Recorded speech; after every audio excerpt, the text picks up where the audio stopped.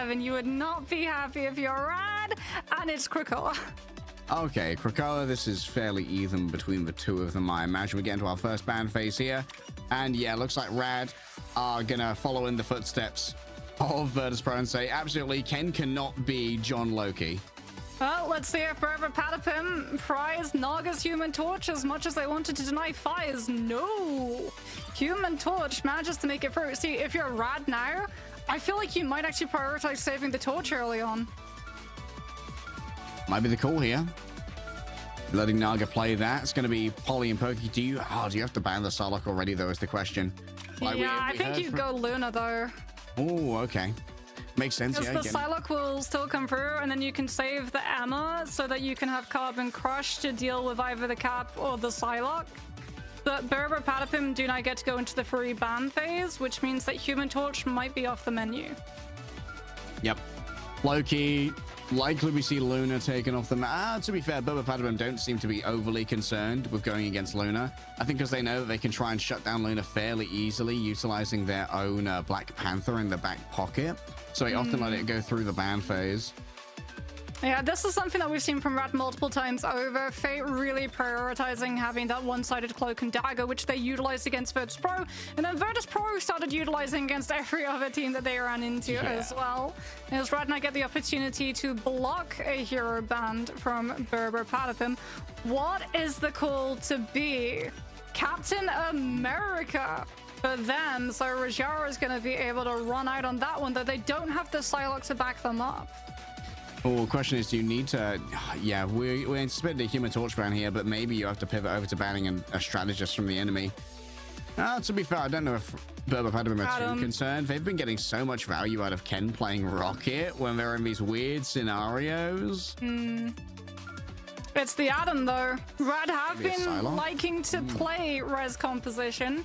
Brbrpatapim likely going to be trying to force Rad as well into either banning Adam or potentially an Ultron if they've been leaning into watching some of the Asia regions. This is Brbrpatapim trying to lead Rad away from banning Pokey's Psylocke, but Rad decide that they'll let the res comp go through one-sided as well on Brbrpatapim's side in priority of taking the Psylocke as follow-up from Polly down, and I think that is the correct choice to go for. Certainly would make some sense. Yeah, getting rid of... You cannot allow the Captain America Psylocke to go through from Polly and Pokey. Still, Pokey's been getting a lot of value thus far out of the Punisher, so this is far from broken here for Brbrpatapim. Rad opening up with a fairly confident draft. Yeah, Rat could potentially pivot too. We saw that the Mantis came out for the side of Berber with that protection. They might play it. They could go for the 12% damage boost to have the better break point and the faster burn through if a Punisher Final Judgment mirror comes out from the side. But Storm is also on the table for both of these teams. We didn't get to see it at all in the previous season, but a lot of these teams in EMEA have been liking to pair the Punisher up with the Storm for the 12% boost off of the Goddess boost cooldown. Rats, however, have been liking to put Melio on the Ultron to be able to pocket the Human Torch with the Imperative Firewall. That overhealth can be so useful. To roll out, it's going to be Carousel, which is our first map here. Not the greatest of maps for flyers to come on for, given that there are a lot of annoying ceilings to dodge around, which can put you a little bit too close to an Emma Frost's Carbon Crush. Brbrpatapim actually going to be playing Ken on the Rocket Raccoon, which we've seen come through from time to time, just having the BRB to out-sustain Rad's numbers. All right, Culling Turret already set up in a very dangerous position, actually forces out the Diamond form.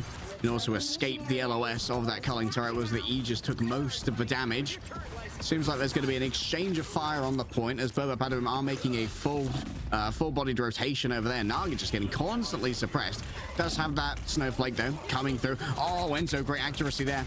Hits the Iron Volley and the right click as well. The Mag Cannon delivering. Melio's getting super aggressive over here, trying to back up Naga, and it's going to be fully punished by Polly. Yeah, Rajara's not able to find the inn either currently. They were really trying to box Brbrpatapim into a small room with just the fires coming on through from the Human Torch, but it's not to be, and the fight goes now on to point with Brawl. But Brbrpatapim have the better numbers, and they've already got the Cosmic Yarn Amplifier built up too. So this is going to be a fast retreat from Rad, an early point cap for Brbrpatapim. Cosmic Yarn Amplifier is going to mean that Crux ult may end up being a little bit aesthetic in terms of the amount of healing it does. Not if they pair it with Melios, which is a lineup that we traditionally see when the Mantis and the Ultron ult at the same time, so that you can then utilize all of the damage boosts onto both your Human Torch and the Ultron themselves. Croc already taken down. Tanuki grabs that one early right there. Maybe a feral leap just took them well out of the area of effects of the rest of their roster. Oh, an attempt to try and chase down a Human Torch with a Captain America. It's a little bit ambitious, but it still keeps Niagara on notice. Yeah, Tanuki gets to just take full advantage of the lack of Magneto and also Invis Woman on the side of Rad. Doesn't matter that you're not grabbing a Vanguard, you're separating the Mantis and the Ultron, so Rad couldn't utilize either all in the past. All right, Supernova from the back half. For now, Pokey going to take a lot of damage off the back of this one, but now you've got to hide away. You can't risk taking the fire. However, two ultimates already been... Tanuki traced himself out there.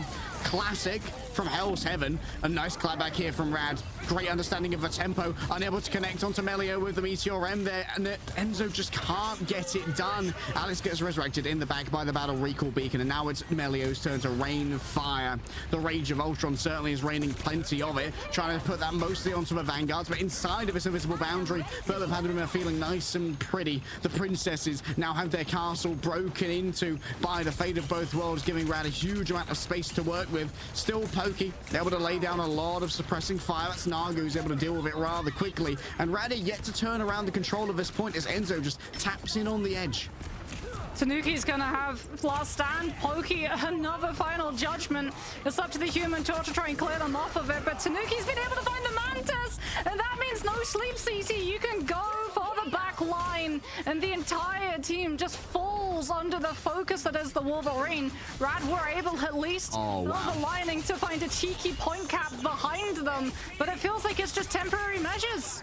Oh, I forced out the Ice Arts from Fate. Remember, there was no CC available in the form of the Absolute Zero to try and stop Tanuki and Polly from running them down. And that was one last chance for Rad to try and contest. I don't know if they're going to be swapping over here onto a Doctor Strange. I don't think they've got the time to try and do so. It's going to be... Oh, what a push onto Rajaro. Alex is on top of things. Yep, Alex gets the Force Physics to connect onto the Captain America, and Rad get no opportunity to go for the overtime wick. Brbrpatapim 100, managing to grab Carousel in such a dominant fashion. Rad got about 10%, and that was off of a back cap coming on through when Brbrpatapim's heads were turned. Turn your head around and you will get punished for it. Brbrpatapim, as anticipated, starting off strong here on domination. There's just no high damage output coming on through from Rad if they don't have the space. If they lose first fight, Melio and Naga on the Ultron and the Human Torch can do nothing into the pressure that Pokey can output on a set up and established Punisher. And it means that for Brbrpatapim, when Final Judgment came out, they never actually had to utilize a Strategist Ultimate to safeguard it. So even though Rad would run triple Strategists, Brbrpatapim could still hold on to the Ultimates and match. Mad if they're to match those, to be honest. Tanuki getting a bunch of value here, even against very evasive Vanguards. Oh, contemplate it. Naga's safe for now, though. Yeah, Wolverine, not the greatest opponent into the Human Torch, but he's going to go for the portal to get higher, and he gets the feral grab onto the Human Torch, and Naga is snuffed out like a light. Oh, holy cinema. Oh, my goodness. For Marvel Studios writers, they're going to be stealing that one away. Tanuki, just a choreographer for future X-Men movies. You know, sometimes we see some really smart plays around the portals on Cradle. The Atom reses for the portal so that everyone is safe even more than 30 meters away from him. But that one, like you said, was absolute cinema. And it was horrible news for Rad too, because they were relying on the prospect of Supernova stopping Brbrpatapim from grouping up and helping the Punisher. Flying? I don't recall asking.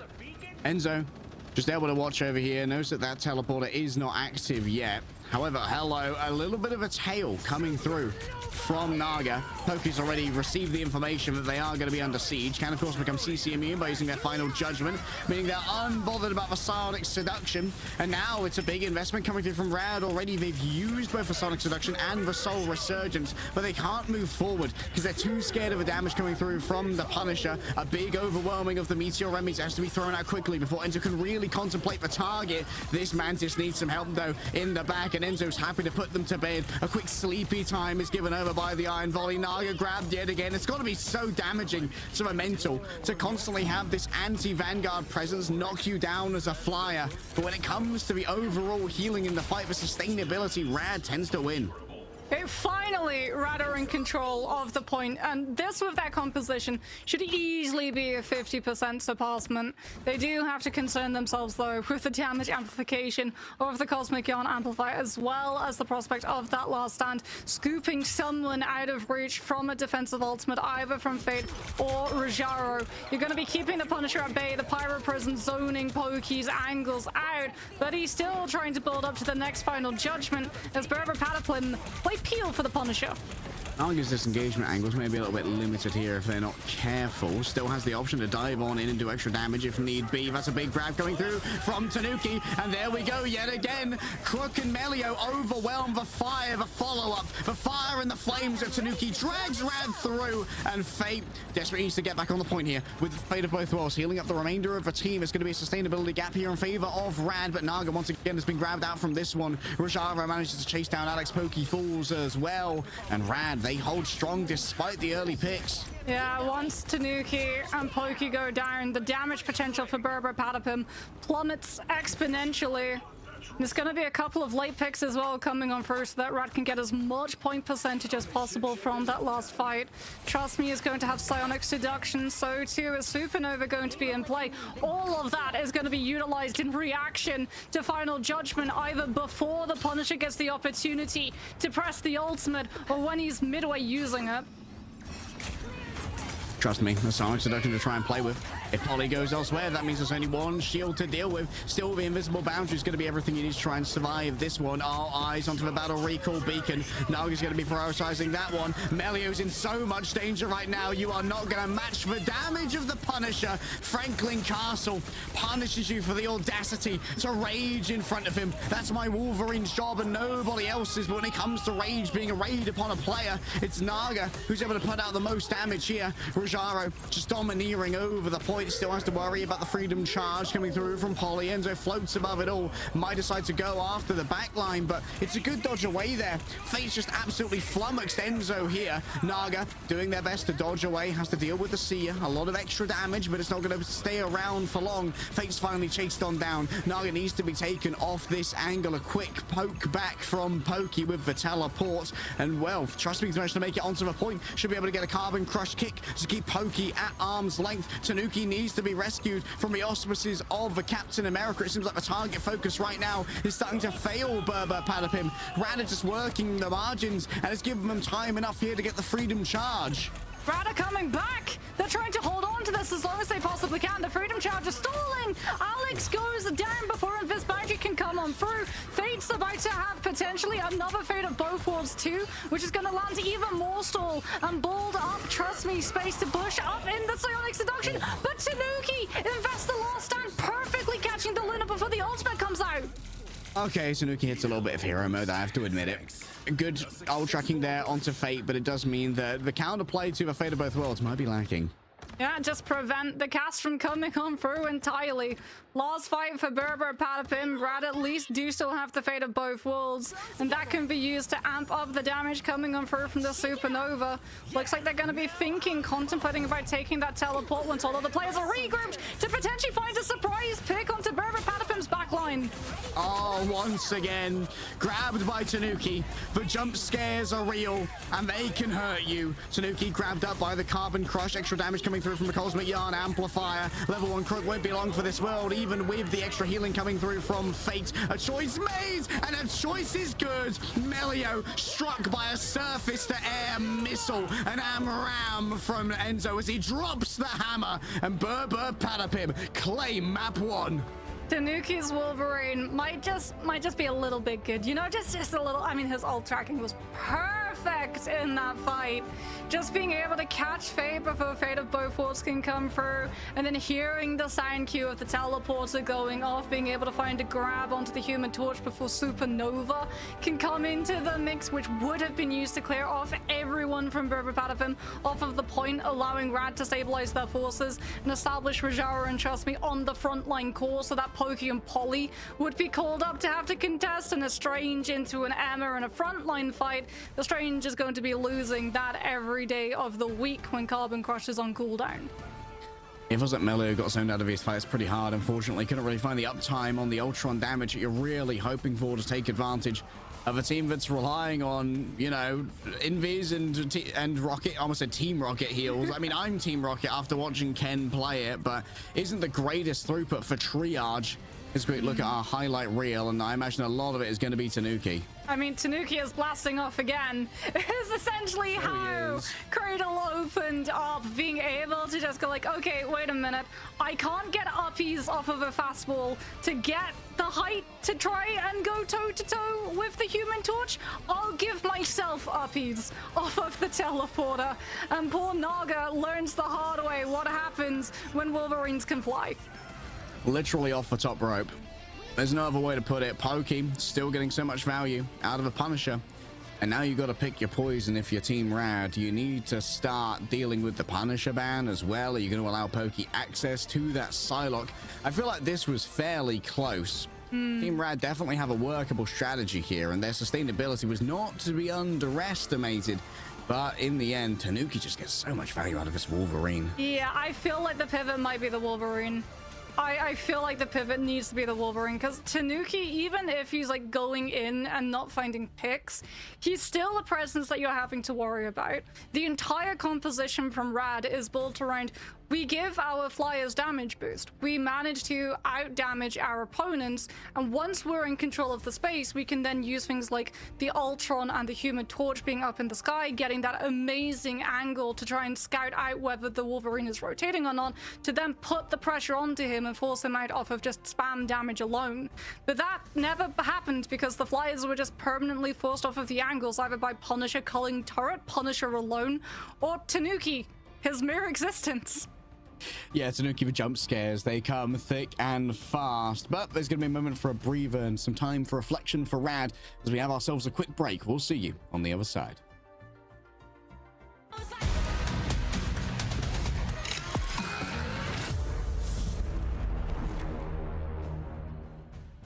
Orgs, this is your 1 month notice that you can pick up Brbrpatapim. Maybe Luminosity can make it to LAN after all.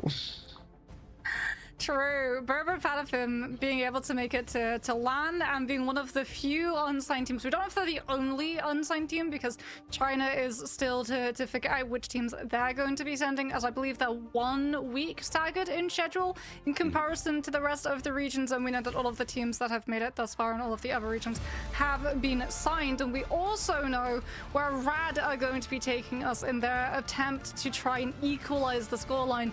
Hall of Djalia is where we're headed next, a convergence map that we expected to see given the fact that Brbrpatapim's statistical scoreline of this map has not been the greatest in the past. 33% win rate on convergence. Oof. Yeah, and I believe 0-4 on this map in particular. So double oof. This is a big oof for Brbrpatapim. But that also means that maybe you don't get as much mental strain when you lose this map. You know, you're like, we're just not a Hall of Djalia team. See, I wonder if Brr now make adaptations to protecting Tanuki's Wolverine. As it is going to be a Loki ban coming on for both of the teams. Emma Frost has already been blocked for Red, so Brr won't be able to freeze her out any further. There is debate. We're not seeing an insta-lock on the save. Brr are really weighing up the options, thinking probably about the Wolverine, the Psylocke, and settling on the Captain America instead. Just opening up those off angles. The protector of Captain America does kind of force the hand of Rad. Like, we probably have to get rid of a Psylocke here. As usual though, Rad seem very comfortable to continue going down the strategist banning route. Venom ban. Okay, so this is just going to stop Trust Me from pulling that gamer maneuver at the start. I don't know if I really value. I mean, admittedly, Trust Me does play plenty of the Venom on this map. Maybe it's more of a target ban. Hold up. A protect for the rocket, maybe, for the first time? No, it's the Mantis save, because now Rad yet again are thinking, are they going to run a res comp, or is this a pocket comp coming on for... Again, it's trying to just force the hand, see whether or not they'll bend the knee and potentially pivot to a ban of Adam rather than the Psylocke. But no, Rad will stick to their guns, and still Pokey's Psylocke will be removed. However, they could only ban the Psylocke. The Punisher has been able to make it through once more. Yep, Punisher is still a good option here for Pokey. Maybe not going to have as many options to try and sustain themselves, however, through the final judgment without many of those strategist ultimates being available. One-sided Magneto as well for Brbrpatapim. If it does go down to a Punisher mirror, Pokey's going to have Bulwark and Meteor M when final judgment comes through from the other side. But it looks like Grant are still going to try to work with this composition. I mean, granted, Hall of Dajalia does give you a lot of natural terrain for your Human Torch to hide around, but it's going to be rough given the amount of protection that's available on the other side. Plus, breaking that Punisher turret without a Venom to play distraction, that's going to be brutal.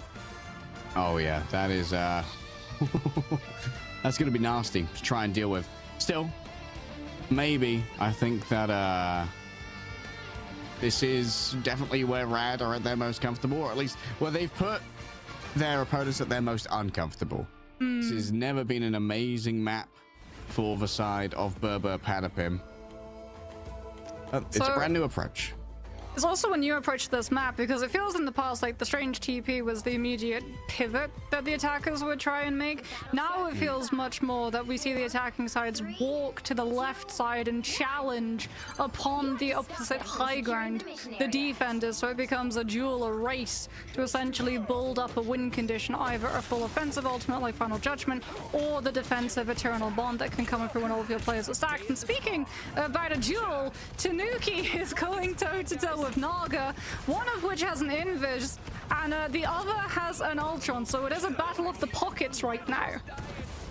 Yeah, Tanuki just trying to play a little bit slower here, doesn't want to get too involved, of course, because they are on the defense. Wow, that's a lot of space already gained here by Naga and Melio. They're making an aggressive flight forward, so Tanuki has to give away a bunch of space, but that has also opened them up to Pokey being able to just take down Melio with the assault rifle. This is the price you pay when you make those aggressive pushes to try and take Tanuki off the angle.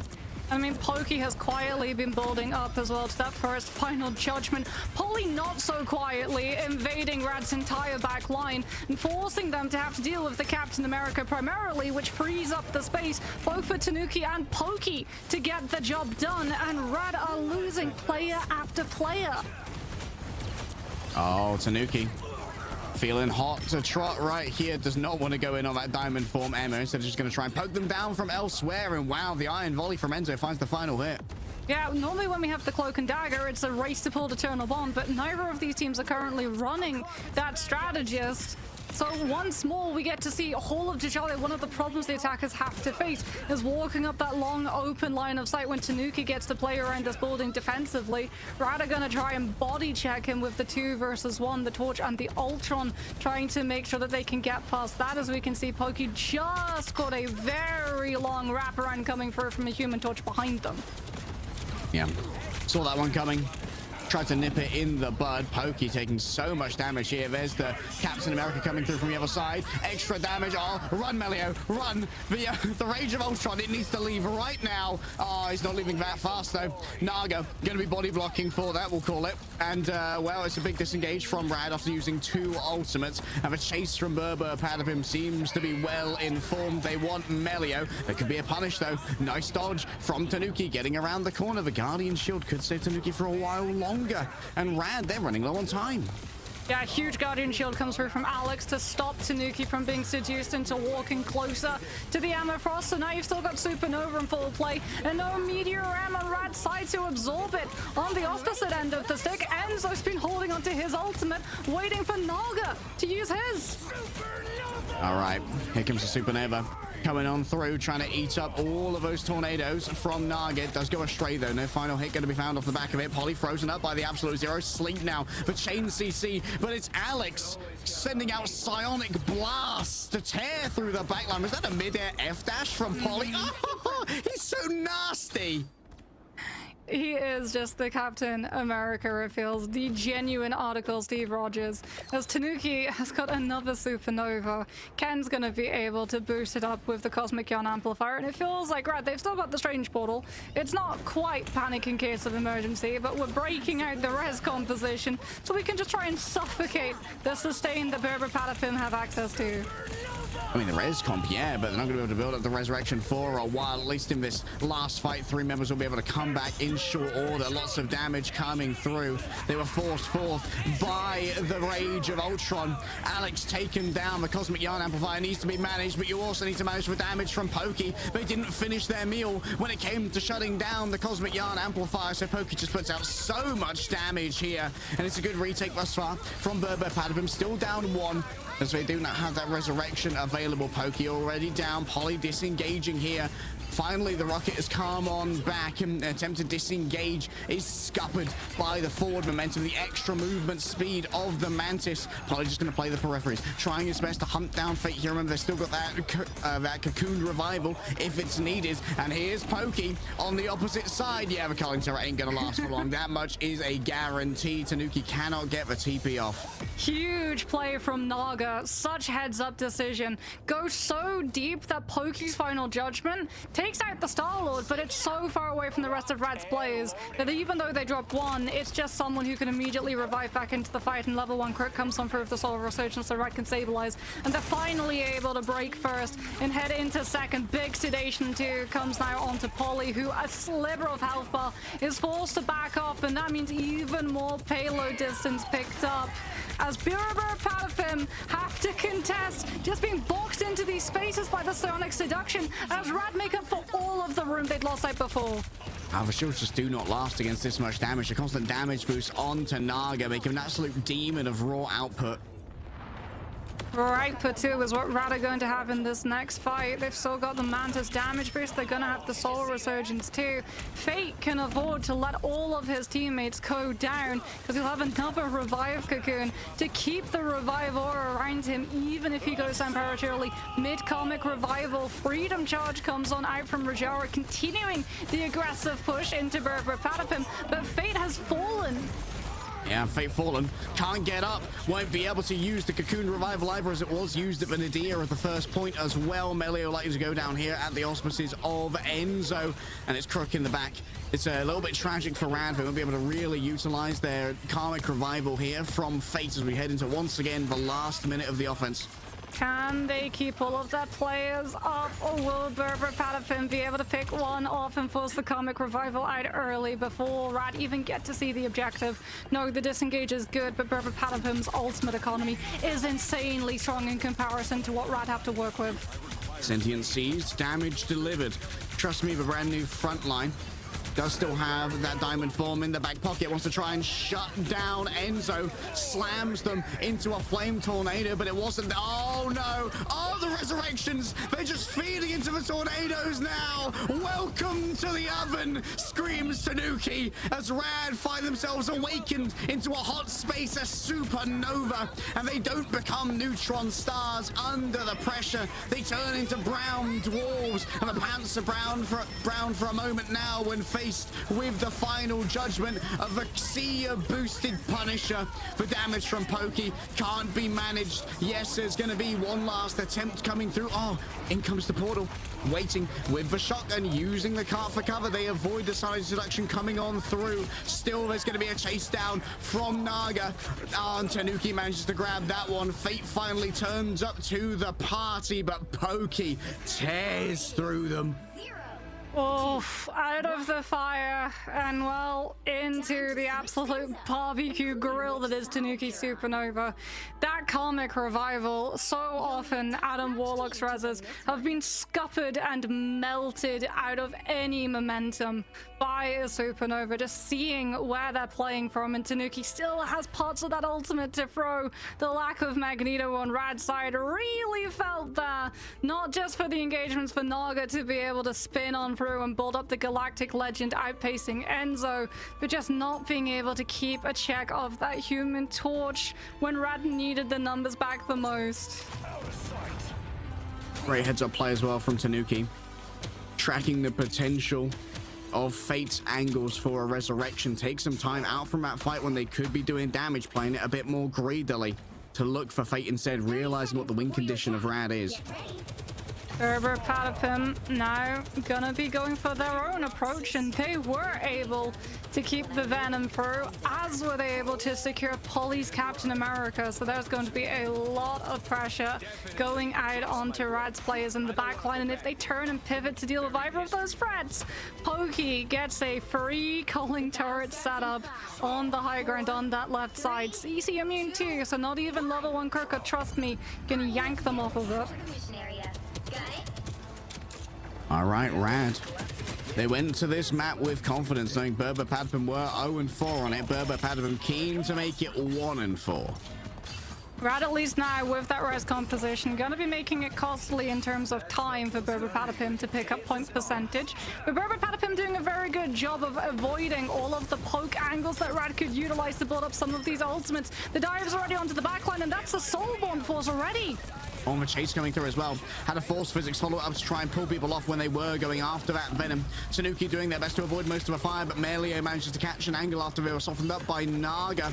And now the temptation is not to go too far. Tanuki gets resurrected up. They don't want to try and engage to stop that resurrection, because you'll be going straight into the zone that Brbrpatapim can control the best and control your disengage with that force physics. Melio under pressure. Pokey punished for it though. And now Naga needs to break down this Cosmic Yarn amplifier. The damage has already been done though. Trust me, Rajara have fallen on down. Fate is 10% away from being able to convert onto a resurrection, but I don't know if they're going to be able to poke on out that early. Here they go. The resurrection's ready to go. They've been carried on forward by the ultimate of the Mantis. Soul Resurgence has given Fate all the space they need to work with. Most of Rand have already respawned, though. They're waiting for the portal to come through from Rajaro, and he does arrive, but it's inside of an invincibility. An invisibility barrier indeed. Melio gets 2 off the back of the Rage of Ultron. Ken and Alex both down. Enzo knows it's time to call it, but one ultimate to turn that around. What value from Melio? Melio imagined coming through with a huge Rage of Ultron, bailing out Rad after Feast of the Abyss. Takes advantage of the utilization of Soulborn prematurely in that fight. Rajara was forced onto the Strange, had to come back on through with the TP to reconnect with the team. We've still got Comic Revival in play, but Rad don't have the point percentage to set up for it to afford to sacrifice. If Brbrpatapim can find the team life and afford themselves onto that point, Rad, even with the numbers, can still lose the first. Early play should see Tanuki get resurrected here, but I'm not sure if we really want Tanuki to be rezzed. Caught in a back room right here, and the back rooms ain't kind to Brbrpatapim. Brad get it done with only a single ultimate, so efficient. Huge duo team of Trust Me and Naga. Trust Me going in aggressively with the EMEA Carbon Crush, so that Naga with the Blaster Barrage can find the pick through without having to worry about trading his own life forward. Now we're getting to see the synergy come through even down that Magneto. But Brbrpatapim, Harry, they've been building towards this next fight. They have so much for it. Cosmic Yarn Amplifier, the BRB is going to be back on cooldown too to potentially match which of the sustain that Rad can use with just numbers that Brbrpatapim have to deplete. Oh, Ken brings out the Cosmic Yarn Amplifier to save themselves from a stun that was given over by Rajaro there with the Eye of Agamotto, trying to chase down Polly. The damage might be unbearable. The healing's not quite there. Fate's already been taken on down. Does have a Karmic Revival still ready to go after a Cocoon Revival in their own right here. A disengagement. It's going to be difficult to manage, but that's okay because you could just fall on down and allow for Fate to play it from the other side. A quick revival. 40 seconds remain. But Brbrpatapim, They still have their invisible boundary to move on forward. Rad are out of tricks. They're out of second chances. They're out of mulligans. Maybe an overwhelming here, but Rajaro takes out Pokey. That's a lot of damage that's already gone. Naga noted over here. Tanuki gets in close, but up against the element guns, it might be the Star-Lord who has the advantage. A pickup now. It needs to be a massive one, and indeed it is. Enzo delivers. Melio, Naga, Crook, all falling at the hands of Brbrpatapim.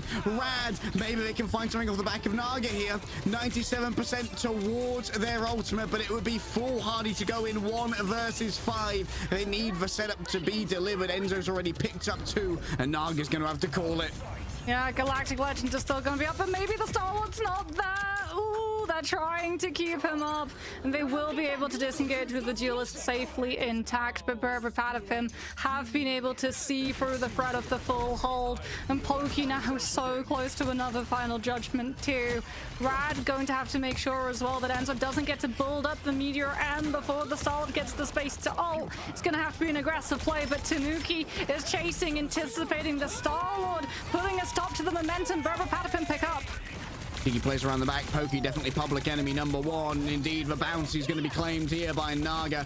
A dark maelstrom racks the veins of Brbrpatapim as Rajaro claims the space, and that's going to be some stability.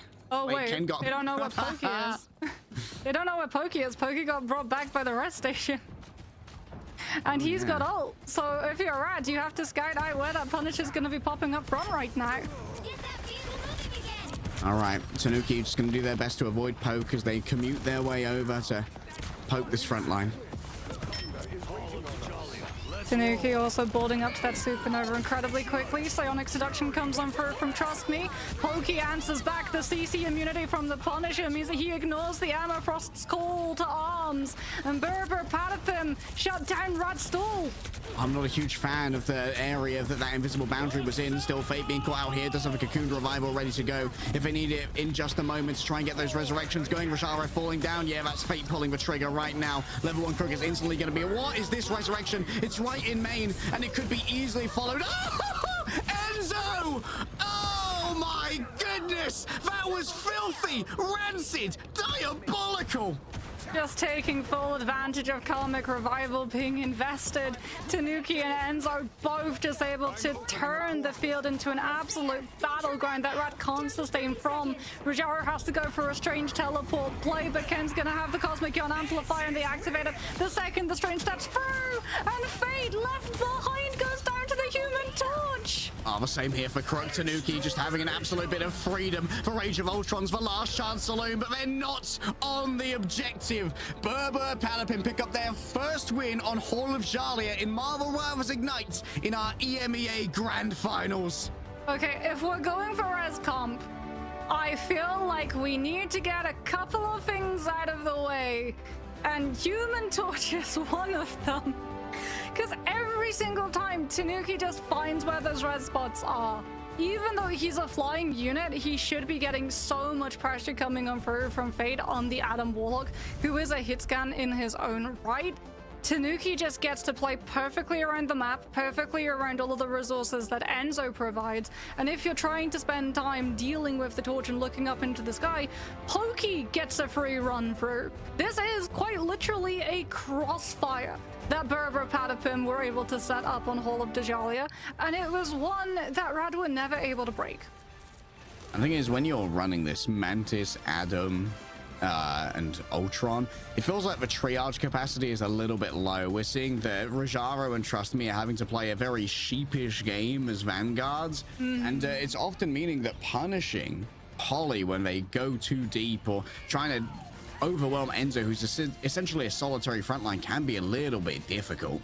Yeah, and Trust Me too, on the EMEA has to utilize Diamond Form for setups to go with the Star-Lord rather than a Magneto who literally just bubbles the Star-Lord and calls it a day, so you don't lose physical presence on the front line normally we see when we see the res comp come on through, which meant that Polly on the Captain America every single time just had to wait out Trust Me to use Diamond Form, and then we've got a green light go sign for Captain America that doesn't have to worry about getting grabbed out, which means more harassment into the back line and more resources that Rad have to use to triage any of the potential attention sent their strategist's way.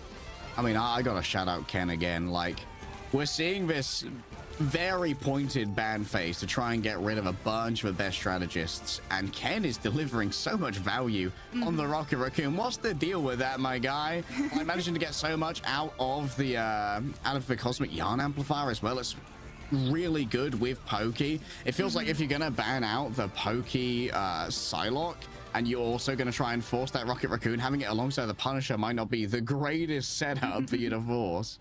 True, and also we don't tend to see Cosmic Yarn Amplifier survive all that long because a lot of the time it has a health bar, right? So what the other team does in reaction to Finesse is that you use something like Fate of Both Worlds from your Luna, and everyone just looks at the Rocket Ultimate and it's immediately disintegrated. But when you're running Atom, Mantis, Ultron, you don't really have, when you utilize one of those strategist ultimates, the potential of giving everyone the space to take down the Cosmic Yarn Amplifier before one of your players gets traded. So Ken's Rocket is finding so much value.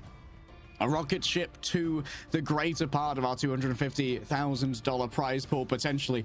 We'll see if our best of 7 is going to go back in Rad's direction after this break. Chopping the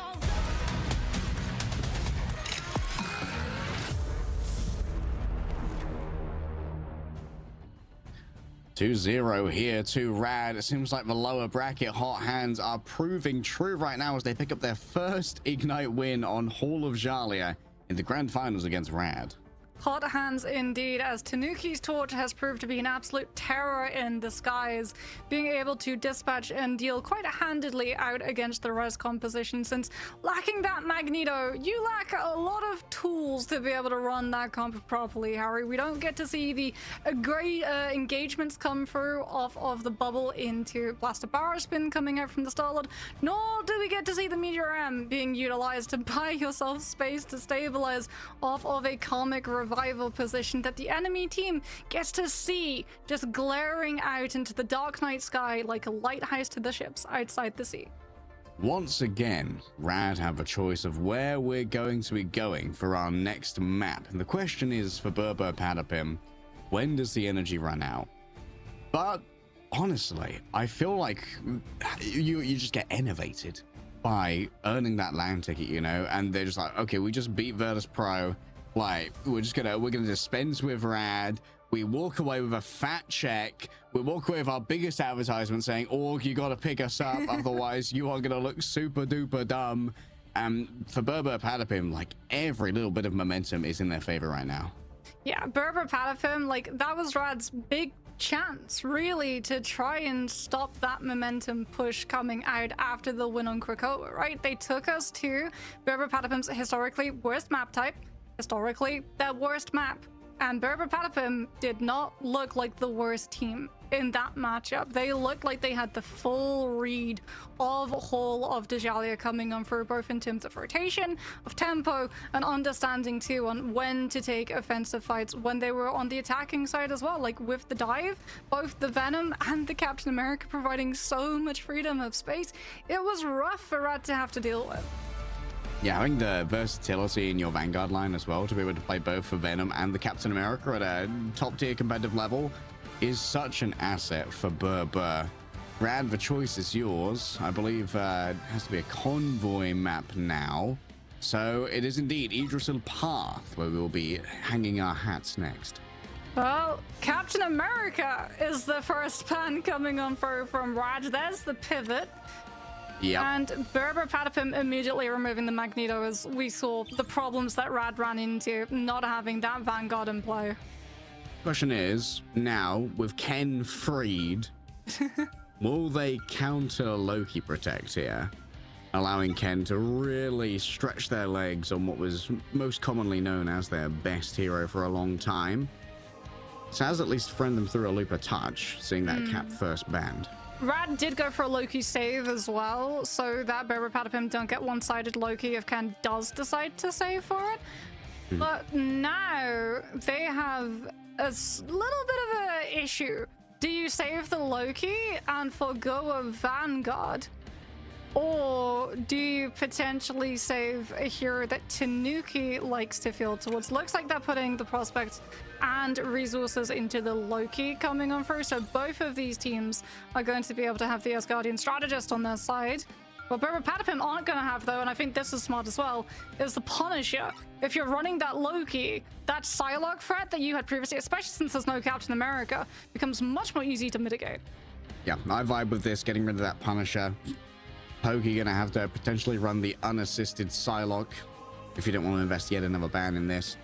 Getting rid of the Team Rad Psylocke. I don't know if Team Rad really get as much value out of Psylocke as Pokey does. But the Magneto ban, I think, definitely makes a lot of sense here. Maybe you can save your own Emma Frost for Brbrpatapim. Yeah, I think they're going to potentially save maybe the Wolverine so that they can utilize the fastball special, try and break first corner when they're on the attack of Yggdrasil path. However, Rad banning that Magneto earlier now means that Brbrpatapim are going to have to deal with likely a Punisher save for Melio in this next block.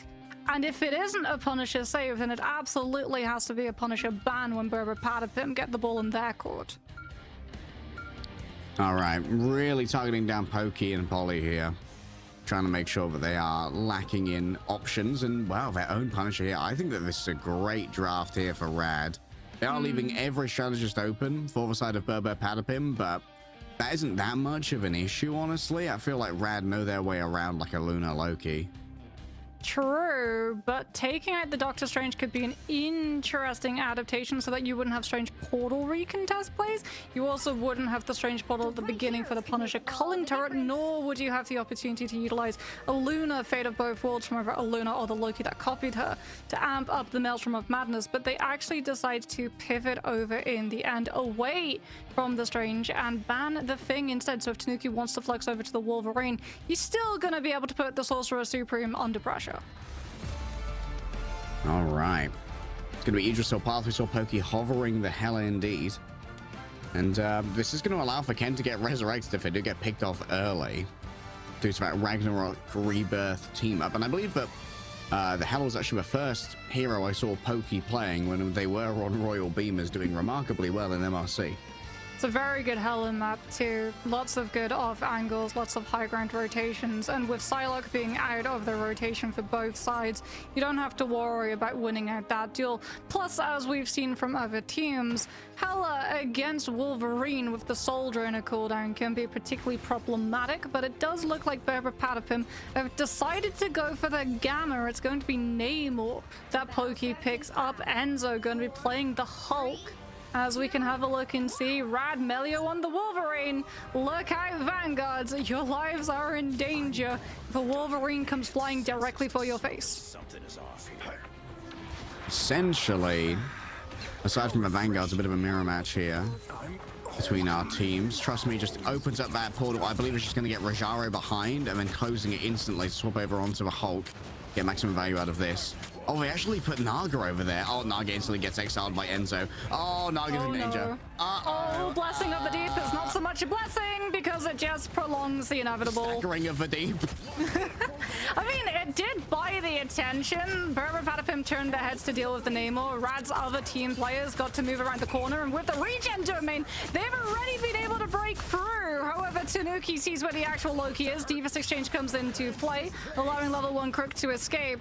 But Pokey is just keeping such a good track of all of the off-angle rotations that Rad could make. All right, Unbreakable Barrier put on up for the Vanguards here. An attempt at a Gamma Spear, but Rajaro is able to dodge away from that one. And now the backline pressure is starting to mount on up. Oh, Alex, now the pressure's going the other way. Una reverse card for real right now. Rajaro and Melio can't stand up to the ice arts for finger painting. Too difficult to get past. Regen domain having to be invested as well from the side of Rad so that they don't lose another player to a stagger. Pokey's already been able to build up the first Horn of Proteus. Melio, seeing that the Wolverine strategy isn't going to break open this corner, swaps now over towards that Punisher as Blessing of the Deep and Regeneration Domain have been forced to just stabilize the Namor from Brbrpatapim's end.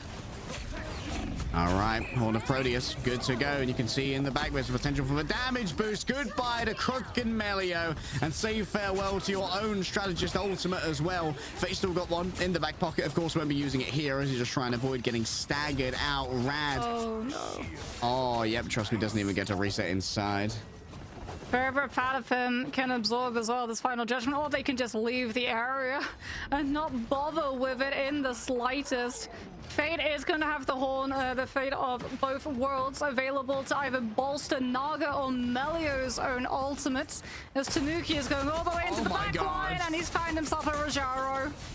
Oh, Rajaro is having a very bad, not so good, terrible time right now. Unbreakable guard onto Melio, walks past the Aegis shield, but it seems like mostly, yeah, Brbrpatapim, they simply disengage. Enzo, whoa, what a timing there on the ultimate.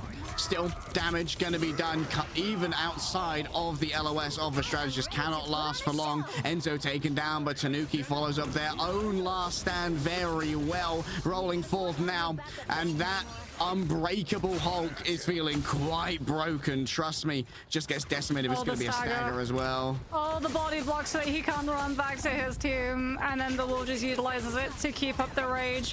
1 minute left. Melio doesn't have final judgment. Naga could come through with a huge Horn of Proteus. Fate can potentially provide the one-shot potential, but this has to be a magical play from Rad. All right, Gamma Squids thrown on out here. Berserk state achieved. They want Rajaro to get control. Damage boost undelivered for now. Brbrpatapim survive the biggest whale, the biggest biomass that was levied against them. And now it's their own turn to try and strike back. Also lacking in the value, but that's because Melio was taken out in advance by the Emma Frost. Pokey needs to make a decision. Are they going to invest that Blessing of the Deep inside of the regeneration domain? There is no need. Trust me, has to roll on forward, but is executed by Pokey. Tanuki finds Naga elsewhere. 10 seconds remain, and yet again Rad, who are waiting in the grand finals, getting all of their information, find it so difficult to break through a defense of Brbrpatapim. Rajaro was able to contest. They'll have level 1 Crook and Melia's ultimates in this next fight that goes longer than name or two, but Brbrpatapim have the cover of corner and space to disengage. But they need to turn it around for their team. Oh, they can't afford to go on down, but Tanuki's desperate to try and make it work. 15% away from the last stand. Melio's finally got themselves a good angle. Polly gets into cover. The disengage is once again so strong, and Enzo's the only casualty to fall off the back of this one. Pokey pokes out again and again. You've still got Tanuki in the back. 98% towards the last stand. It could be a ruinous finish as the culling turret down the lane is going to make a recontest incredibly difficult. The lack of damage drop-off could be everything. And now down the world break. Hulk, trust me, in the back is going to continually be a thorn in the side, a thorn in the backside of Brbrpatapim. Tanuki going down. The damage boost is fine. It's just sustained on through on the other side. Everybody's got the Loki crystals to try and survive. Polly taken down, but Naga traded elsewhere. Overwhelming force is alleviated from Enzo by the healing of the fate of both worlds. Melio's turret has to go down once again. Pokey so accurate when it comes to these. Tanuki's finally arrived, and he's made his presence known well. A freedom charge, a freedom from point A is demanded. Melio, a second ultimate, yes, but nothing to be gained off of it. The Sorcerer Supreme is saying, let me show you a trick as I make your Punisher disappear. And it's an exile onto Tanuki, slowing him down for but a moment, coming straight out of spawn. They're not on the point. Rad are getting pantsed by Brbrpatapim. Oh, Brbrpatapim, they just understand. Rad's hand is forced in overtime. They have to make the aggressive play and use final judgment just to break the corner. And Brbrpatapim, again, they just disengage it. They know that when the fight continues afterwards, they're going to have all of the ultimates to come back in with. And then they keep up the pressure, taking down Fate, taking down level 1 Crook. Even though Melio gets the final judgment, there's no strategist. Rajaro's got the freedom charge, but it has to be on the objective so you don't lose out to overtime, which means no pocket for the Punisher. Melio finds no value with final judgment, and Rad finds no point. Not a singular part of Yggdrasil is picked up. Oh no. Yet another map chosen by Rad. And yet another lackluster attack. Brbrpatapim just came out of that the lower bracket finals so bloody hot. It feels like they're undefeatable right now. Pokey too, showcasing how strong the Namor can be when you have the Luna to line up your ultimate cooldowns. That and Blessing of the Deep just providing enough time for Brbrpatapim to turn their attention to the Namor, who is coming under trouble, allowing him to play so much more for shutdown to the off angles that Rad were looking to create. But now it's their turn on the defense, and it isn't easy a defensible position, that first corner. Trust me, he's gonna go for a little bit of a cheeky portal play at the beginning, just to give a better angle to Melee, or potentially hope for Brbrpatapim to walk directly through, but they don't fall for it. I'm not sure what that one was, I'm not gonna lie. Maybe a touch of a tilt play. I'm sure in the replays it might be made a little bit more concrete as to what the objective was there for the side of Trust Me. For Pokey, though, the objective right now is just to continue fragging from the front line. So accurate with these tridents. The Lord of the Deep is making Caligan proud right now, as yet again just having to disengage into those regeneration domains. Poly's fully charged on up. Oh, the Exile. Isolated. Oh, the excellent timing on the release from the Exile as well. Already halfway towards that last stand. Tanuki is dominating. Level 1 Kirk has been able, though, to translate the damage that Brbrpatapim have been outputting into a strategist ultimate. Fate of both worlds comes on through, but the Wolverine still falls. Brbrpatapim can line up as well. Hornet Proteus just before Ken's ultimate ends. Maybe he keeps it in the back pockets that Red still can't regroup. Enzo, a triple what? I think that Tanuki may have just interrupted the Eye of Agamotto. It might have been a solo 1 versus 1. Trust me, he's not going to be able to teleport anybody back. Brbrpatapim, what is going on right now? They are looking invincible. Enzo with a 3K with the Hulk on the rollers, bro. What is going on? Yeah, it was rough for Rad there. Brbrpatapim showcasing how you break that first corner, and it's Ken's Loki. Regeneration domain was placed. Every single one of the doppelgangers literally paved the way like stepping stones for the vanguards from Brbrpatapim to just walk leisurely through and into the space of that corner, which in reaction, everyone from Rad had to take a big old step backwards, and that then bled into the angles that were afforded to Pokey and Tanuki, and the safe spaces as well that Ken and Alex could play from. Alex, by the way, survived the entire 2 rounds. Did not go down on the Luna at all. Unreal. I mean, those of you who didn't know the secret lore, now you know why Ken was getting target banned by VP the entirety of that series. You cannot let this guy on the Loki. He's just different. Might be a true Asgardian. Yeah, definitely potentially adopted by Odin himself right now from all of the Loki gameplay that we've seen coming on through. And Brbrpatapim, they just used so much momentum against Rad too. Like, they made sure when they broke that first corner, they caught the disengages. They sent out the Hulk. Enzo on the Hulk was going in and uprooting Rad's retreat so that they weren't cleanly able to just shuffle themselves into the side rooms, wait out the threat of value coming out from that regeneration domain, and then push back into the fight when the Loki major cooldown was just waiting to come back into play once more. They did such a good job of controlling the objective, the space around it, the angle too on the far left, which can sometimes be problematic for the defensive duelists to get a peek into you as you cross around the payload. They had it all down pat. It's match point in a best of 7 here for our grand finals. Brb have the hottest hands I have ever seen. Can Rad turn it around utilizing all of their power coming through from the winner's bracket? Find out after our break.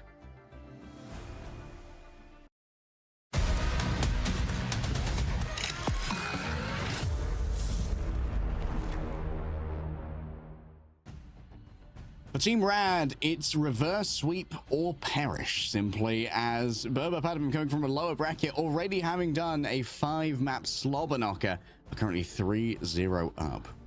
Yeah, it's been a rough time of it for Rad. We really can't sugarcoat it, Harry. So they need to spend the time just like during this and in between the next map resetting, right? We saw VP versus BP go the absolute distance. It is entirely possible that you can start making a comeback and grabbing some of those maps. And we need to see a pivot. It feels like Rad tried to come into this thinking that they got the better of BP the last time the 2 teams matched up off of the res comp.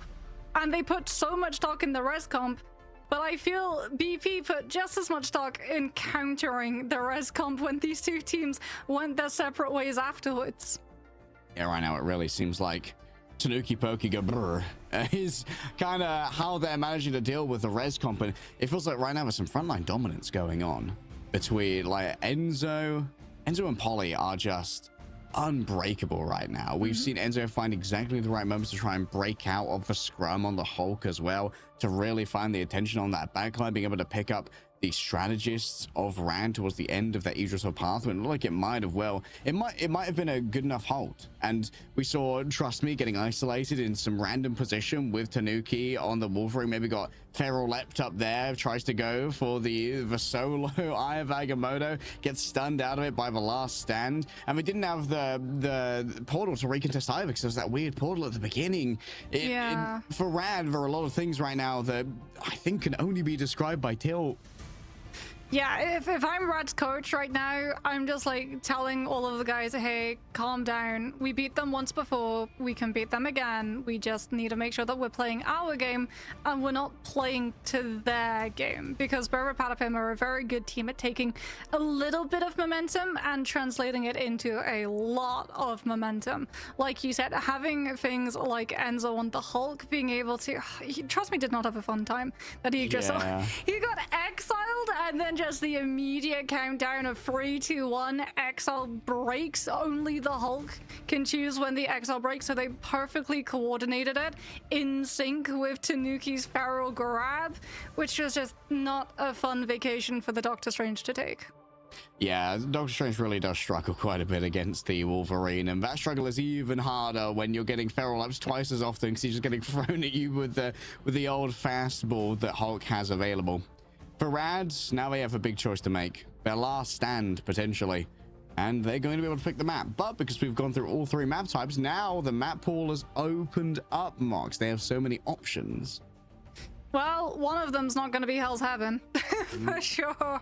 Domination can come back into the mix, but you're not taking Brbrpatapim to Hell's Heaven, or if you do, wow, that is a big decision. Maybe they have a whole game plan around that, but I feel like Brbrpatapim, their best map is Hell's Heaven. Their best dive map is Hell's Heaven too, and we've seen that Red have struggled with dealing with the dive. Personally, I would love to see a prioritization of the Magneto come through from their side, just so that if Tanuki's Wolverine does make it through, or even if the Hulk manages to get through as well from Enzo, you at least have the bulwarks to be able to give a little bit of counterplay. Heck, even going for the Invis woman, I know it sacrifices the ultimate versus ultimate in terms of the strategist showdown, but force physics is an invaluable cooldown, and it feels like Tanuki's Wolverine isn't really getting all that much respect when it comes to trying to deal with it right now.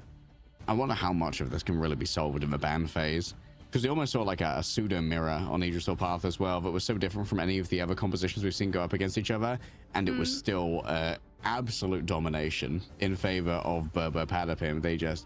They won out in every single aspect, it felt like, when it was coordination, when it came to hitting the exiles. Enzo has been hitting that Gamma Spit exile so often. Like, it's such a valuable cooldown when we've seen, as you pointed out before, the release from the exile often being communicated alongside a feral leap from Tanuki.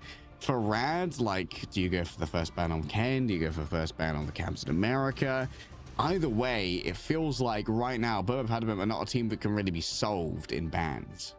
Yeah, I think they definitely need to change up how they're looking at the gameplay. They're sort of looking at like, oh, we've got Final Judgment, therefore we win the fight, right? We get so much space, we should immediately win off of the back of this. But Brbrpatapim, they're alt tracking and then they're anticipating. So instead of Final Judgment forcing a cooldown or an ultimate to match it, and we see, as we did previous weeks, Final Judgment into Invis Boundary and then being able to bypass the heals per second that Invis Boundary provides, Brbrpatapim just disengage. They use regeneration domain to make sure that the disengage is as safe as it possibly can be. It is somewhat blanketed by that cooldown, but they're still saving all of their ultimates to just surge out the second that Final Judgment is done. And it feels like Red aren't really taking advantage of things that the Final Judgment buys them, not in picks or frags, but in the space that they can then utilize to try and pressure when Brbrpatapim try and play into the retake. Okay, Rad. What's the story? What's the story here? What map will be our turnaround for this series? A reverse sweep is demanded. We cannot let Asia go to 8 maps and we have a 4-0. I refuse for that to be the case. And it might well be a first ban once again onto Ken. Yep, we are not allowing that man on Loki again. Yeah, we're right back into the swing of things, and we're still going for the priority of the Amethyst over that Magneto. Carbon Crush needs to find value coming on through from Rad. I know it means that you don't have to worry as much about the Captain America, but this Wolverine and the fact that Brbrpatapim just immediately removed the Magneto, we need to see a pivot from Rad here into being able to play against Tanuki. All right, early protect here. Making sure that Polly can continue being a backline menace. And I gotta make sure there's gonna be no uneven gradient of Loki here. Well, there's going to be no lunar snow forecast either for the side of Brbrpatapim, as Rad is once again going to go back to one-sided cloak and dagger. Brbrpatapim going to be removing Psylocke from play. And oh, something to point out, by the way, Harry. For the first time in the series, Sestroid is subbed in. Oh, okay. A little bit of a new look here. That's Hela, potentially. Sestroid is a huge Hela player. Maybe they go the right that we saw from Crisis of low 9, where you utilize Soul Drainer against the Wolverine. Maybe a Rocket Band this time. It seems like every time this one comes up, Ken just solves it with Rocket. Oh, the respect for the Ken Rocket. It's real. In 2025, June, we have a Rocket Raccoon back. Summon Inconsiderate Raccoon and no damage Rocket right now. You've got your respect.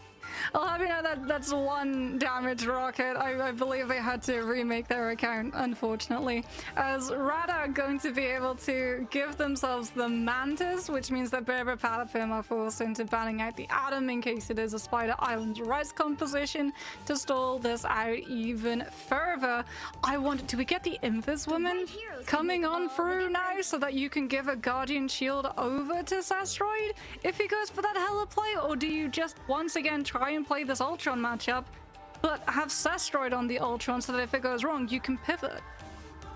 I mean, you've got great options here just to play a double strategist as well.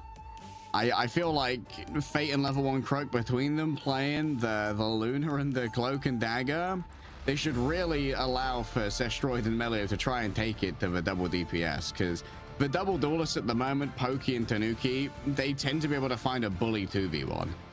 True. Spider Islands are not really known for the duelist angles, very much known for the spawn hold strats, which rotate around having a sheer amount of vanguards in your lineup. As this is going to be the first time we're getting to see Brbrpatapim on Spider Island, so an unknown quantity coming on for, at least for broadcast. It's definitely going to be a certainty that Rad know, or at least have some form of idea of what Brbrpatapim are going to run off of scrims.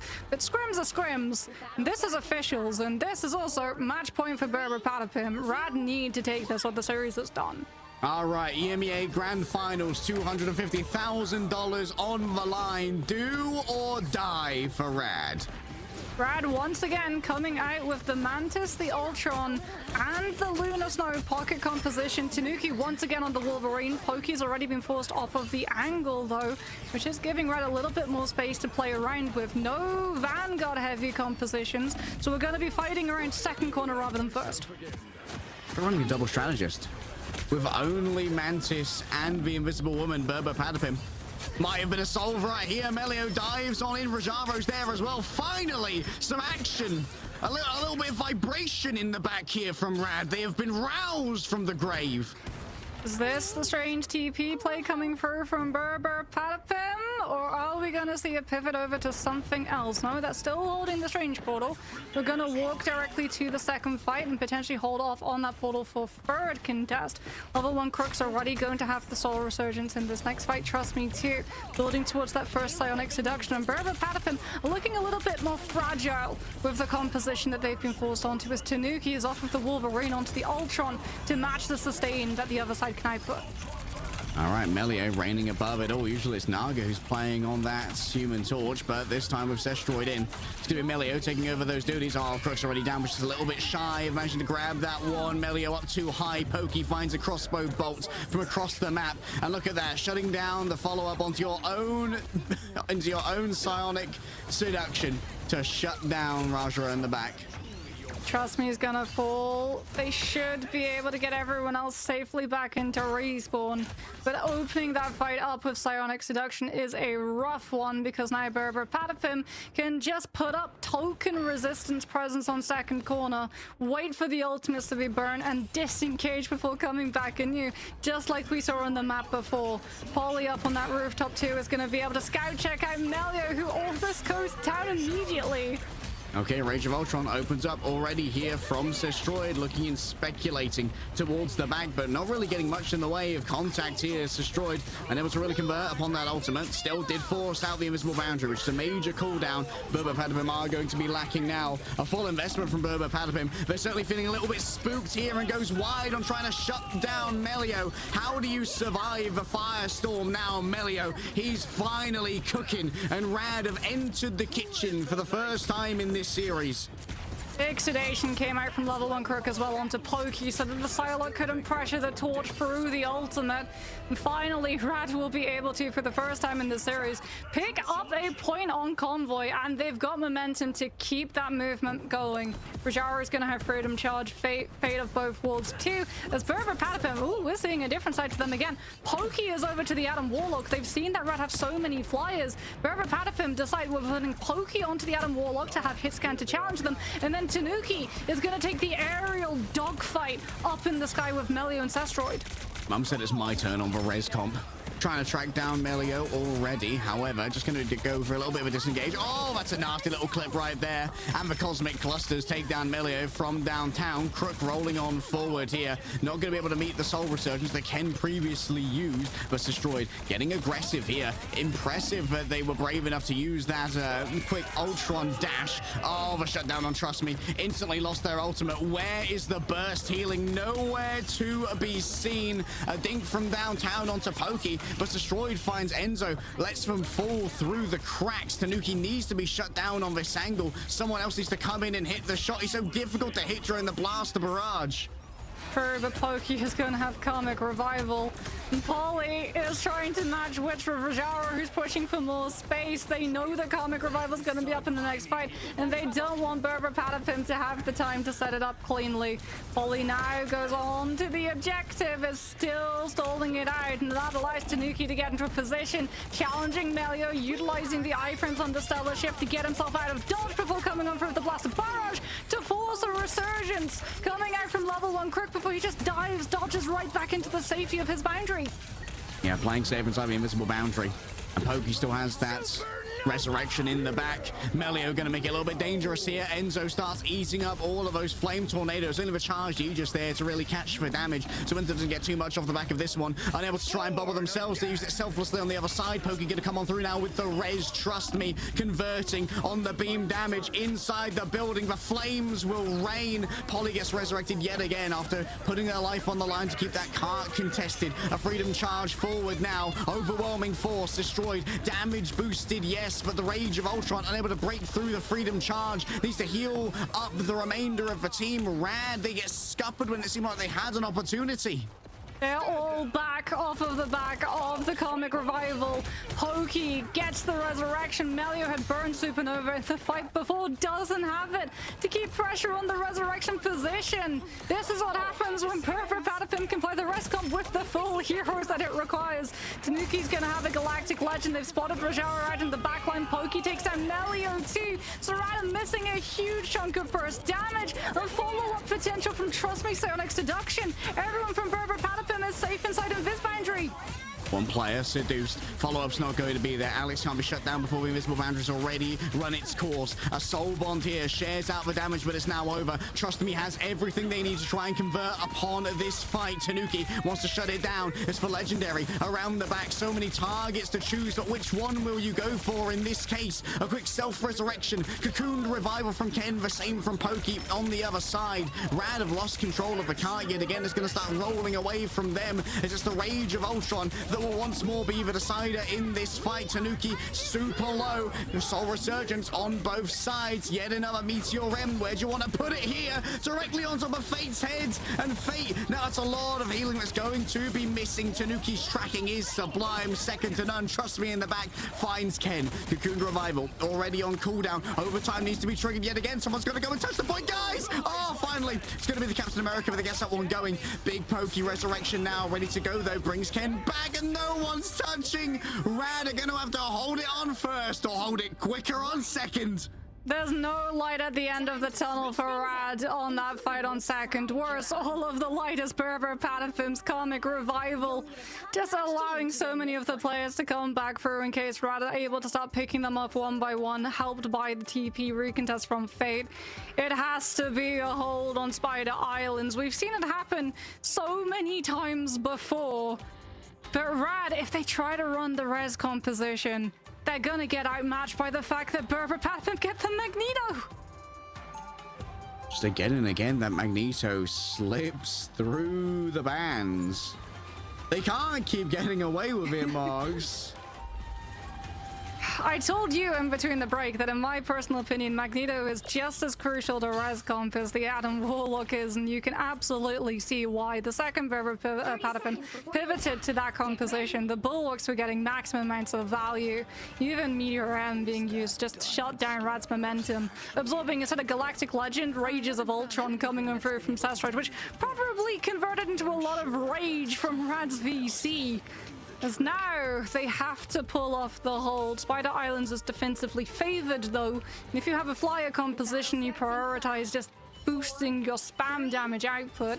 You do have immediate access to their spawn doors to hold them for a significant chunk of time. Wait, oh my goodness, it's real. Harry, Brbrpatapim are on match point and they're trying to win with Jeff Nato. I mean, points for showmanship. We'll see if it gets points for results. Alex already taken down in the back. Rajaro managing to strike pay dirt with that backline dive. Tanuki slowly building up to the first hits. Chaff Pokey a little bit slower to build up the Omega Hurricane.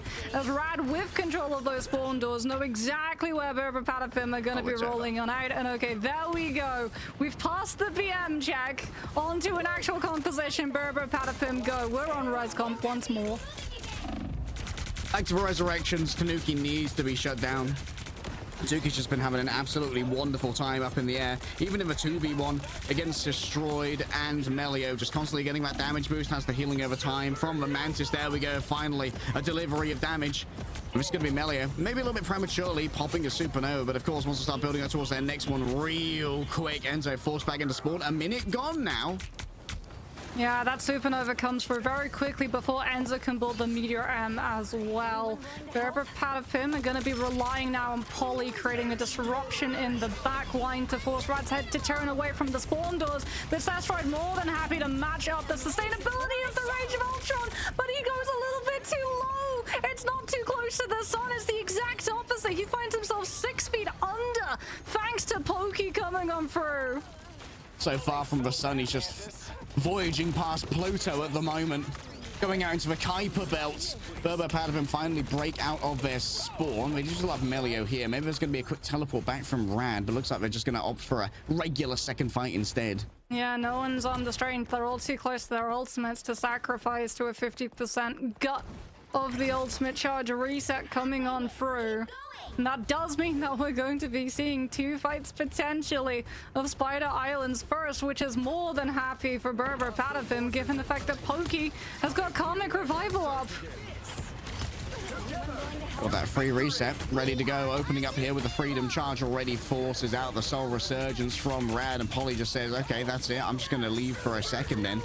we're going to win out over time inside the invisible boundary. Going to be difficult for Melio. Slowed on down. Supernova lays down a bunch of damage. But remember, if you can wait this one out with your resurrection, everything's going to come your way. Multiple players get taken down. They dive into a flame tornado inside this space with the soul bond. So much damage needs to be dealt with. Oh, big grab coming through from the side of Trust Me. Tanuki unable to be followed up upon, though. Just going to lose a little bit of time out on that uptime as Pokey still playing around the backside. Melio being hunted on down. Pokey so accurate when it comes to the start of Adam Warlock, just hitting all of the hit scan shots that they need to. Trust Me, gonna possibly do this one alone. Rojaro's gonna be able to portal back just in time, and there's gonna be plenty of healing coming through from Sestroid with that drone rolling on through, running low on time now. Our Brbrpatapim, only 45 seconds remain as Enzo takes to the skies, lays it down. Libronzo strikes again. Sestroid needs to be shut down, and you better believe it, it's Polly of all people who gets that one done.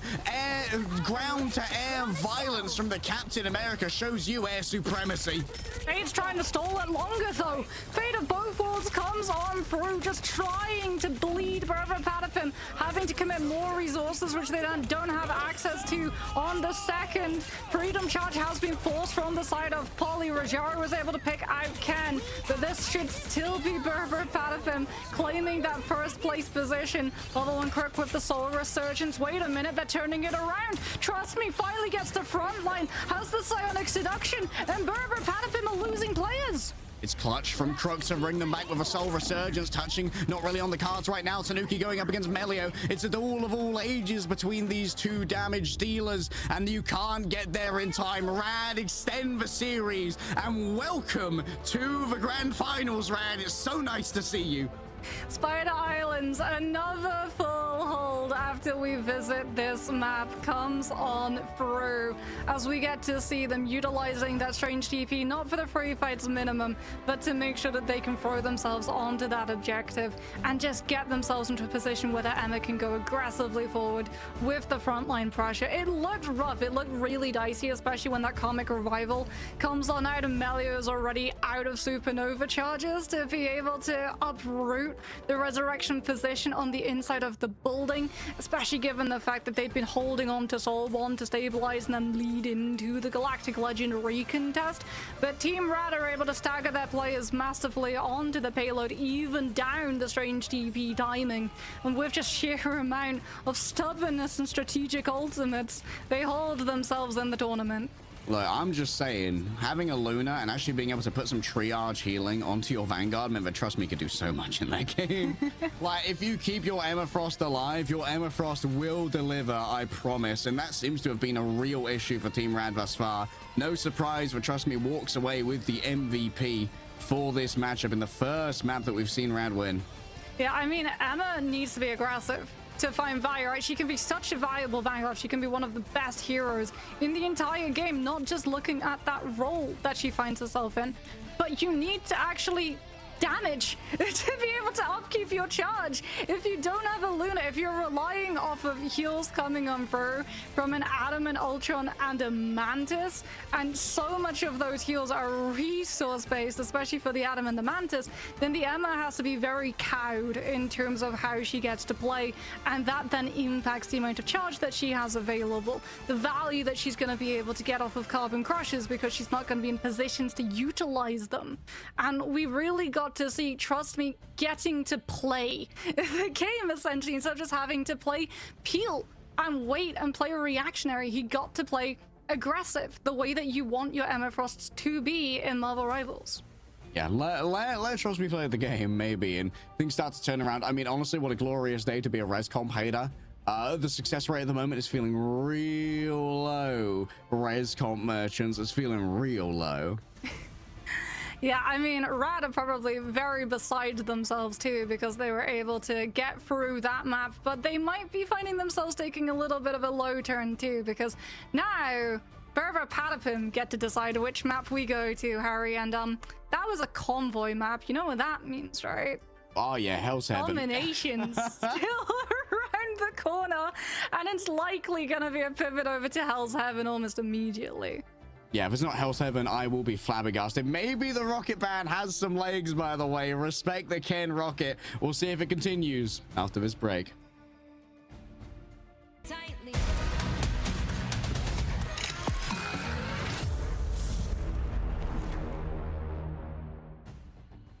Is it reverse sweep season here in EMEA, or is it what the most degenerate chatter you know would call a fake comeback? Rad managed to claw their way back into this series and activate for the first time in our grand finals.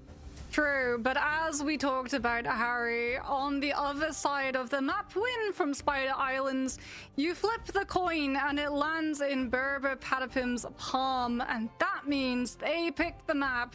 Domination was not picked, it was a convoy map of Spider Islands that Rad took us to. So Hell's Heaven is going to be up next on the schedule, and that is Brbrpatapim's self-confessed favorite and best map to play on. Yeah, and this kind of makes banning Cap / Psylocke mandatory. You can't go to Hell's Heaven and let Brbrpatapim play Cap Psylocke. They are, well, after we talked to Fate, after their last series, Fate said Brbrpatapim, they're the best Cap Psylocke team in the world, and Cap Psylocke is at its best on Hell's Heaven. However, Rad, they have a little bit of initiative now. We'll see if Naga's back in or if they're sticking with Sestroid. Sestroid is a nasty Hella player, as we pointed out before. It seems that Sestroid is going to be staying put. Well, so too is staying the insta-ban against Ken's Loki, and Brbrpatapim once more keeping Magneto out of the midst of Rad. This time around, though, well, that's a huge pivot, and that now puts even more pressure onto Rad to ban both the Psylocke and the Captain America. That's a Lunar Snow insta-save from Brber. Okay. Interesting. Really prioritizing Alex here. Well, Alex is doing the ban, so maybe he's yeah, it's time to look out for number one, you know? Time to keep it 100 here. First protect coming through from Rad, gonna be the Emma Frost, and hopefully it's gonna get some good support behind it this time. Yeah, Rad taking advantage of the fact that Brbrpatapim don't get a save now until they're lost, which means that they can't try and block the Psylocke or the Captain America later. Is Brbrpatapim not going to be allowing Rad to get one-sided Loki? We now go into the two bands coming through at the same time. Tanuki is gonna get targeted. The Wolverine has been removed. All right, Wolverine off the table. Notorious Tanuki map for the Wolverine, but has enjoyed quite a bit of time on the Black Panther here. And this does kind of necessitate that Rad should use their last ban on either Cap or Psylocke. Yeah, but one of them's making it through regardless. Yeah. I feel like they're gonna let the Cap go through, given now that they've saved the Wolverine and you can utilize the feral grabs onto the Vanguard. As Brbrpatapim are gonna target out the Captain America coming on through from Rad's side, so their ability to bounce the point as well as pressure Brbrpatapim's backline has been significantly reduced. As Brbrpatapim see the Wolverine, think, okay, Cap might be a good play here. But do they go for the save of the Vanguard over the Psylocke? Yeah, looks like they're going to go for that, knowing that they're going to have access to the Magneto as well, providing it's not banned out here. And there we go. Yeah, you cannot allow for both Cap and Psylocke to exist. For Brbrpatapim, it's simply too difficult to deal with. Although, I imagine there was a world where maybe they wanted to ban out the Thing as well. But the option's too thin on the ground. Looks like Luna's going to make it through on both sides as well. Tanuki's Panther makes it through too, as Rad could well now pivot over to the Thing that you talked about, utilizing the Ancestry Charge and the Earthbound debuff status that it applies to the enemies caught out in that circular AoE so that they can't utilize Earthbound and movement abilities. Pokey, though, is going to be going over to the Namor because I think they've read the Thing coming out from the other side and they're just going to use them as pincushion for the Namor to just build up Horn of Proteuses. Yeah, just that easy. I mean, you get your one taps off the back of a damage boost. Fun and fair for all involved, Moss. Probably not the Vanguard player, though.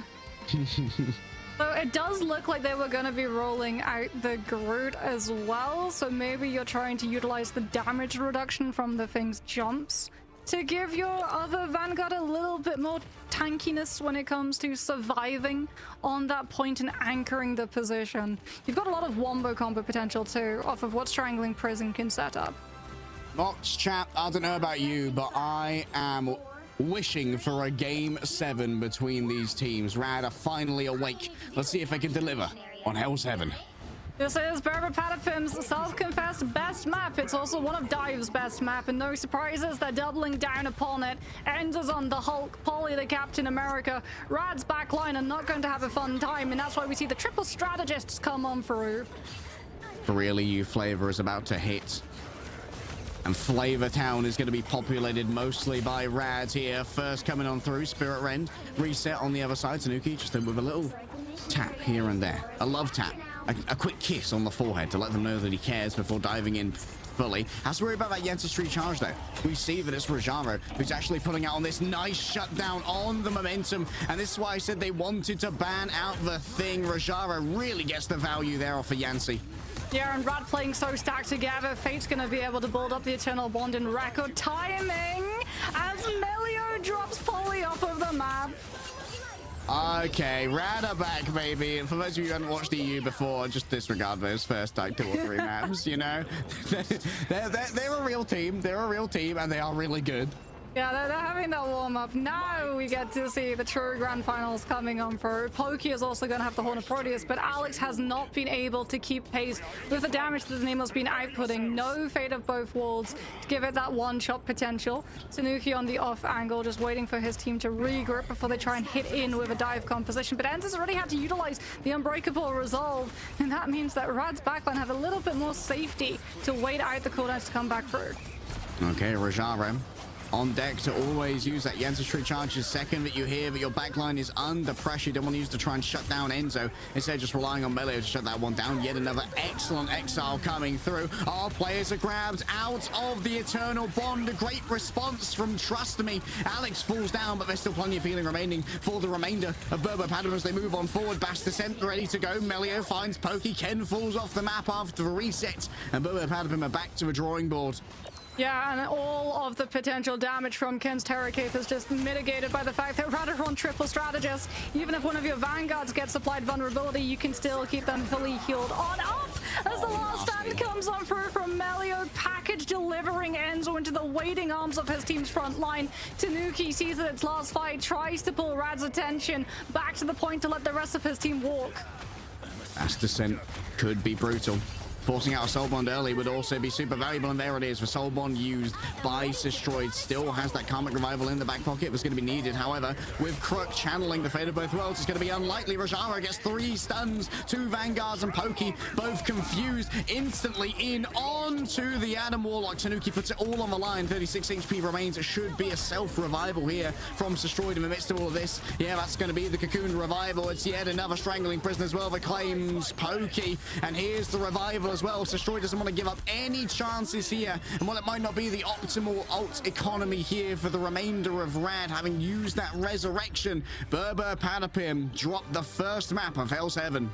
Yeah, Rad just could not risk Brbrpatapim coming back on through. Fate was so close to the Eternal Bond that they sacrificed the entirety of Karmic Revival to bring him back, since he can't cocoon and revive himself. But like you said, that means that Karmic Revival has now been removed from play, at least for this fight, as Brbrpatapim was swapping off. Instead of going for the Black Panther, Tanuki is going to go into a different form of dive, Human Torch being a hybrid between both dive and spam. And Pokey is thinking about the Hela to try and deal with Melio on the Wolverine. But Eldritch Monument, not a Hela's best map when it comes to keeping yourself safe on those off angles. Yeah. Hela can also be a real pain for a thing to deal with as well. Just eats so much poke off the back of that and has no real means of interacting with the Goddess of Death ultimate. True, but you do have to watch out. If Rad are in control of the area first, then they have a lot of spam potential to just keep the pressure onto all of the angles that the Hela could potentially raise her head from. As Rajaro is going to be holding Melio aloft, who is going to get grabbed out first? Potentially one of these flyers, as Pokey's actually out on the Iron Man. Double fly. I don't think we've seen too much of Pokey on the Iron Man. To the skies, not that much of a vertical angle here. Never mind. I lied. side, by the way. Tanuki grabbed out there by Melio, feeling what Naga felt previously. A quick dunk, it just gets rid of a group walls there. Enzo didn't want to throw it in towards the midst of Team Rad for some reason. Fate on the off angle. Nasty play with the Terror Cape, delivering with the back of the Eternal Bond. It's his favorite time, but it's Alex's least favorite at the moment. Dragged in by the Sonic Seduction. Immortal Pulse Cannon grabs Rajaro, and it brings, trust me, incredibly low. The healing just isn't there. The strategists have been previously decimated, and Brbrpatapim get control. Yeah, there's got to be a pivot now from the Vanguard lineup. You can't run grouping into double flyers. I think Trust Me's going to stick with the group for now, just so we can utilize Strangling Prison in this next fight. But off of the back of that one, it's going to be time to swap potentially to the Doctor Strange, as Rajara's on to the Emma Frost. Having that shield, mitigating some of the spam pressure coming on through, as well as giving yourself an umbrella to hide underneath for when that maximum pulse comes on out from Pokey side once more. Strangling Prison off the top rope, potentially. Trust me, he's already cooking, but his feeling is would start to get a touch cooked by the Human Torch in turn. Off from downtown. Oh, what an Aegis! Unbelievable play there from Polly. Read him like a book, baby. Saw that one coming from a mile off. The bait and the switch works on out. And now Brbrpatapim, they're just going to have to try and rescue Pokey. Big Sonic Seduction coming on through. Multiple players need to be sustained here by Crook, but it's easy enough to do with a Lunar Snow Ultimate. Now it's time for Supernova to rain from on high. Melio, I believe, was just instantly impacted by the Pulse Cannon, perhaps in mid-air. Now the big threats coming through, and that's going to be the Punisher, the final judgment, laying down the damage. Polly can't escape too easily. Combined damage of both the Meteor M and Alex's usage. Oh wow, the mid-air Spore Bomb. Okay, Trust Me, he's making up for a little bit of a fumble as Rad get control back. He's already almost got another Strangling Prison from the damage that Trust Me was able to output onto this Groot. Ken's going to have an Eternal Bond, but we already saw on the map before how Rad dispatch with it. Strangling Prison and grabbing everyone outside of it. The CD is going to be CC immune, but the rest of the team, the same cannot be said. Melio's also going to have the Dance of the Butterflies ready to go the second that they're outside of the AoE, and that's going to force the Eternal Bond immediately. Yep, Eternal Bond used a little bit prematurely. Isn't even going to reach the point, by the way. That's going to be the Vanguards. Dragged on in. The healing cut off by the Ironwood Wall. Enzo falls. Polly's able to get out with their life for now. But Rad still have all of the space they want to work with right here. A new Invincible Pulse Cannon. Pokey says, just in case they come up. I've got a little surprise for them. Nah, Rad, they're not falling for it. They don't need to. Melio's going to be able to scout out where everyone's setting on up, displays the information to the rest of the team. Rajara takes a little bit of spam pressure coming on first. That Fate and level 1 Crook can equalize ultimate charge to what Brbrpatapim could potentially build in this next fight, as we do have to worry about the one shot. The Pulse Cannon is on the field for Pokey, but he's currently just not getting the confidence to use it. Good dodge of the Terror Cape with the terrain directly in front of him, but this Iron Man is still being focused. Yeah, the Iron Man catching a bunch of poke here. A fully charged up Trust Me is going to be able to lay down loads of damage. Oh, it's a speculative Invincible Pulse Cannon, but Pokey gets nothing off the back of it. And now caught in the corner. It should be easy follow-up here for Melio. Level 1 Crook gets temporarily controlled. The Meteor M from Lebronzo once again strikes home. It's the shutdown you've been waiting for, but a shutdown in their own right, as Enzo is absolutely atomized against the central pavilion. Polly stands by themselves against the tides of Rad. And no matter how hard the diamond is, the pressure's too much. Yeah, they've got Strangling Prison. The second that Brbrpatapim all drop out of this strange portal, it has to be a shield block on the Groot ultimate, or this round is done. Supernova comes out from Tanuki. They look to try and shut it down immediately with Melio's Dance of the Butterflies, and Brbrpatapim just don't have the place to soak it. Out comes Ken with the Eternal Bond, keeping the place, keeping the team in this fight, and Sestrod gets taken down. Yeah, level 1 Crook's got a good angle from above, but Brbrpatapim just being able to break out of there was so important. Like you said, Tanuki got instantly shut down there by the Butterflies and by the Strangling Prison as well, but 2 ults for 1, not the ideal trade. He's back on the Panther. Rajara is back on the thing immediately to counterplay it. Trust Me, he's trying to build up the next Strangling Prison, knows that Brbrpatapim are down defensive ultimates. Rad wants to make an inroad into this fight and quickly. Enzo got to be careful about that disengagement path here. Yet again, has the Meteor M good to go. Is out farmed, destroyed here. Melio around the back, looking to see if anyone gets grabbed out by the Psionic Seduction. The strategist have had to look around. Destroyed once again, dunked upon. Oh my goodness, I think Trust Me just got frozen out of their ultimate. What a play from Alex, but Ken can't survive. Yet another freeze. Every ult is being caught, but it's Brbrpatapim on 99% with everything they need to turn this one around. Yeah, you see the ults get cancelled. They've played these games before, and there's just no time for the portal. Alex is the savior, the hero of the hour, not just being able to freeze, trust me, out of the strangling prison cast after Meteor M had been burned too, taking Sestro down so that the group doesn't have to worry about the ultimate as a projectile being absorbed. It's off of the Luna, swapping Fate of Both Worlds to the 40% amp boost that the Maelstrom of Madness and Eye of Agamotto manages to find the damage to take Rad's players down. What a huge play coming on through from the back line. Ken and Alex really just trying to make sure that Brbrpatapim do not lose the win rate of Hell's Heaven. It's their best map for a reason. They're uniquely suited to the geography. Frozen Airfield is the next and last round of Hell's Heaven's rotation. This is an easier map for dive too. Lots of verticality, many off-angle routes. And you can see that Rad are anticipating that Black Panther to be sticking around for a little bit longer, but Tanuki is off of it. He's onto the Star-Lord. Pokey has also swapped over to the Winter Soldier to try to bionic hook either Sestro or Melio when they try and show up too. Eyes on Rajaro early, confirm that they indeed made the right choice here. Rajaro does not want to send the Wolverine after the Star-Lord. Would not be the smartest matchup for the little mutant. Here we go towards the back. Speculative for now. Wants to try and grab Tanuki, who's being so evasive up here, but at the moment it's all distractionary gameplay. Tanuki's just an amusing sideshow. Was that yet another freeze? No, it does manage to at least hit pay dirt here onto Alex, but the solo focus is not enough. Ken got the value there out of the Eternal Bond. This is plenty of sustainability for Brbrpatapim into the Dark Force dimension. The clobbering time takes Enzo low, and that's a great delivery of a Terror Cape as well to make sure the follow-up is good. Yeah, Rajaro just perfectly timing the spacing of that Dark Teleportation, ending to catch everyone from BP as they drop out of it into the Thing's ultimate. Sestroid now is going to be holding on to the last stand too, but you do have to worry about Brbrpatapim. The ultimates that they have coming up into this next fight is going to be delay strategies from Rad so they can build up level 1 Crick's Fate of Both Worlds to match wits with the Kraken Impact. Oh, Melio spotted it. What a grab coming through. That's both Stellar Shifts now used. But in the 2v1, Tanuki still grabs Melio. What's the deal with that? Looking in onto Fate now. This may well force out the Fate of Both Worlds. And indeed it does. Aggressive plays down on Melio. They need to be made. Brbrpatapim are lying in wait, though, with plenty of ultimates in their own right. Lebronzo, can he deliver again? Not in this case, it would seem. But Tanuki finds the low Fate and brings them up. The low tape of Fate in this case gets destroyed as Polly racks the nerves of the back line, and this should be Brbrpatapim getting their first flip. And not a single duelist ultimate invested either, which means in this next fight, Pokey, just the way we saw Kraken Impact CC immunity frames being used to dodge Eye of Agamotto earlier, can use it. Oh, never mind. I think that Cannot might use have been a it reset to dodge Strangling Prison. Finger. That is an unfortunate timing of an ultimate press.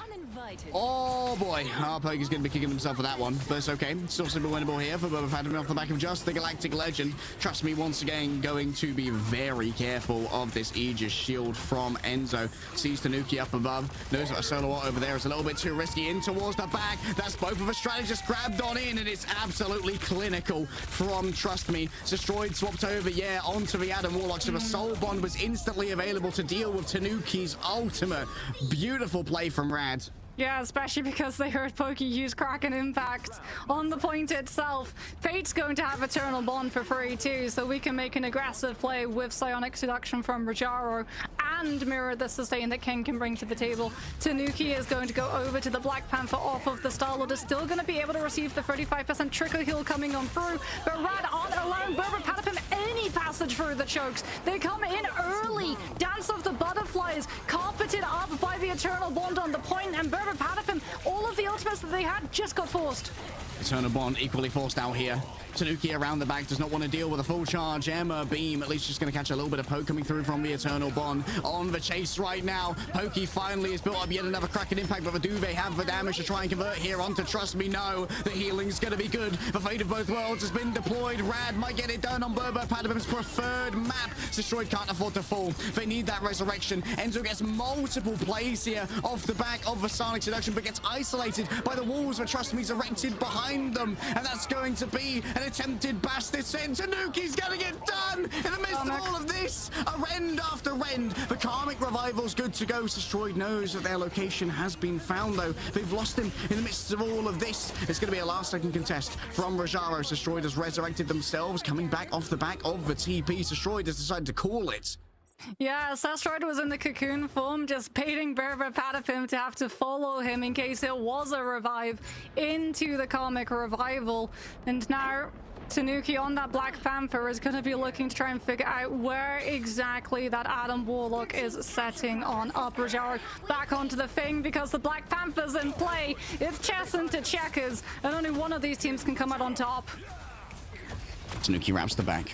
Has himself a spinning kick to play with multiple players. Are managing to avoid that incoming damage. Soul Bond already used as we roll on forward. Melio has grabbed one. Ken's down as well. There's no healing on the board for Brbrpatapim. They're going to have to get it done off regular skill alone. And Pokey's got it in spades. This Hela is pumping out the damage, but it might be overwhelming because still the healing can be delivered by Rad. It's a flip over in their favor. A last chance saloon for a recontest is not going to be on the cards from a Doctor Strange. It has to be Pokey coming in from one side and Tanuki from the other. Up to the sky goes the Goddess of Death, but no one's on the point. Rad steal away Brbrpatapim's best map. Tanuki just overshoots, and unfortunately Pokey on the Hela, Goddess of Death, lifts you above the point so you don't count as contesting.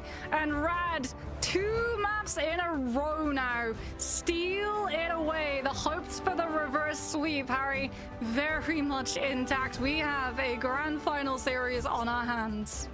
Oh, picking up the MVP. That's the one and only low taper Fate right there. 48k healing, 6 final hits, and Rajaro just on this constant merry-go-round of trying to shut down what Tanuki was bringing for the table. I believed for a moment when Pokey picked up those 3 frags, man. I was like, okay, is it going to be another one of those? Is it going to be another one? The end of a VP series once again for Pokey, but the damage was already done. It was a great setup from Trust Me. Yet another fantastic strangling prison.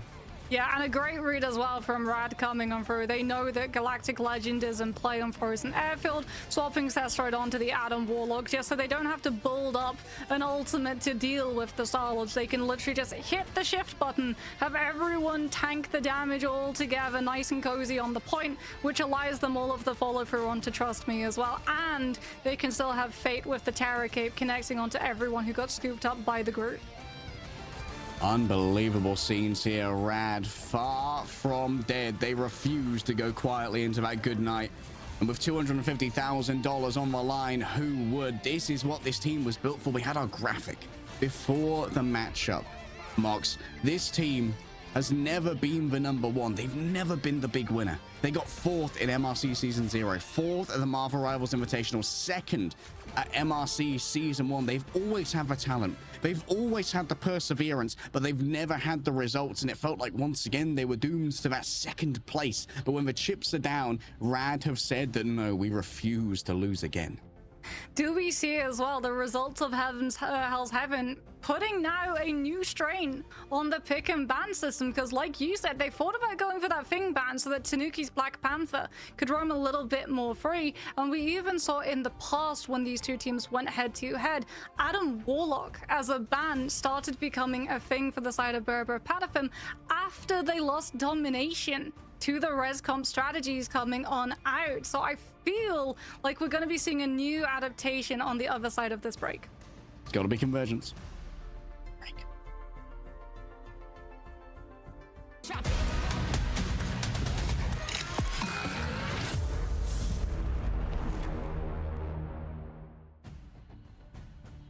Some good, honest, soul-to-the-earth, blue-collar Marvel rivals. A 3-2 scoreline. Mox, it always had to go this way. None of that 4-0 stuff happening here in EMEA. The reverse sweep dream is alive, and it's real.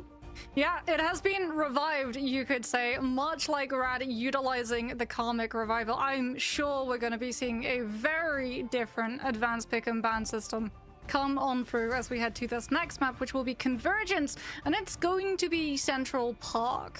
I don't know who's going to be able to take it though, Harry, because both of these two teams, it feels like they're starting to really understand the strategies of the other. Yeah, we really are starting to see these teams come online and get the download done.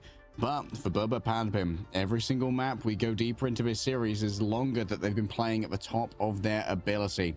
Fatigue may become an issue as we get into map 6 of our series. And this is also Convergence, which historically has not been a great mode for Brbrpatapim. They did manage to take away Hall of Jalia earlier, which was the first time they'd won on that map.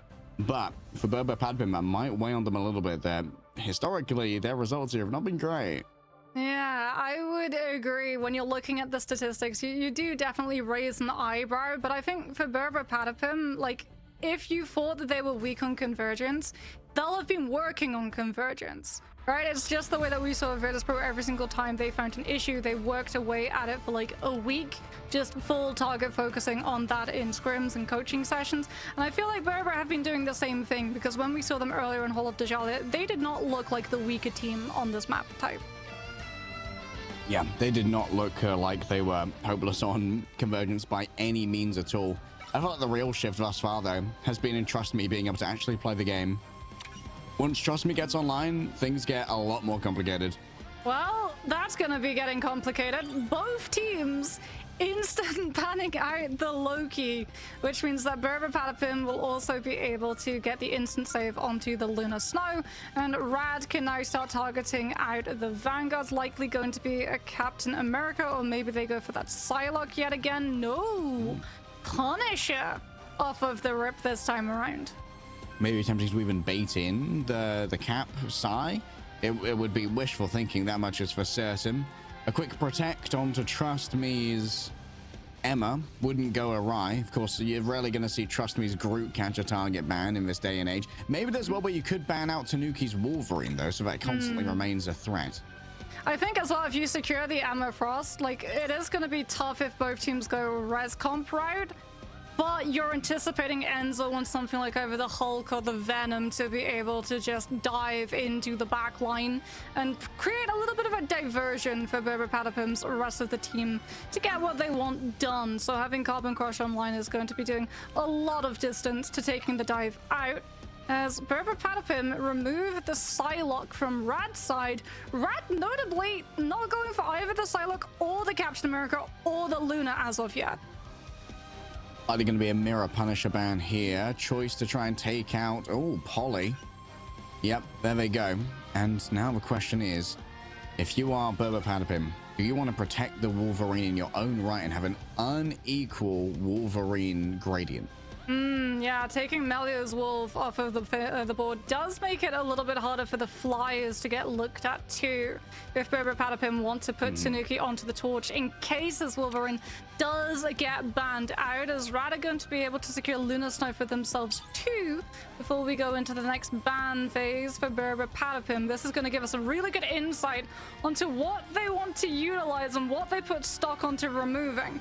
Do they want to get the Thing, or do they want to target out the Adam Warlock? Yeah. Oh, hello. I mean, yeah, I don't think you necessarily want to ban the Human Torch when Naga's not in. And there we go. It is going to be the Wolverine gradient, I imagine, if they commit to this. I'm surprised that if they were going for this, they didn't go for a preemptive ban on the Thing. But the resurrections have been troublesome. True, and having to actually maneuver the Thing into a position where he doesn't just eat a ton of poke and then have to remove himself from the fight entirely. It's a little bit harder to do on Central Park, especially on your attacking round. Yeah. As we're going to see Rad think about the Psylocke, remove the EMEA yet again, so no more projection team up coming on through, although Pokey will still be able to play the Psylocke, and with a Luna in play, that's definitely going to be a point of pressure for Rad to have to pivot to deal with. Yeah, I love the protect here onto the Luna Snow, though, from both teams, but especially from Rad, as I've been constantly pointing out. Just have someone who can keep Trust Me up, and Trust Me is kind of delivering right now. Really seems to be the difference maker on the two maps that we've seen won by Rad. Difference maker as well on this map. Magneto is in play for both teams. So we are going to be seeing Cloak and Dagger on the field, but you do have Bulwark to protect against the one-shot potential when you're mid-Eternal Bond dash. And we have also counterplay against things like the Tanuki Wolverine, with the Bulwark being used in case the Vanguard does get grabbed on out early. Also going to be a difference in those psionic projections being available, with only one team having a EMEA alongside their Magneto. Looks like for now, Pokey just going to be hopping around on that Psylocke, as we've come to expect. Rad gonna be on the defense first. Sestroid already on that Ultron imperative patch. We can see pocketing right now.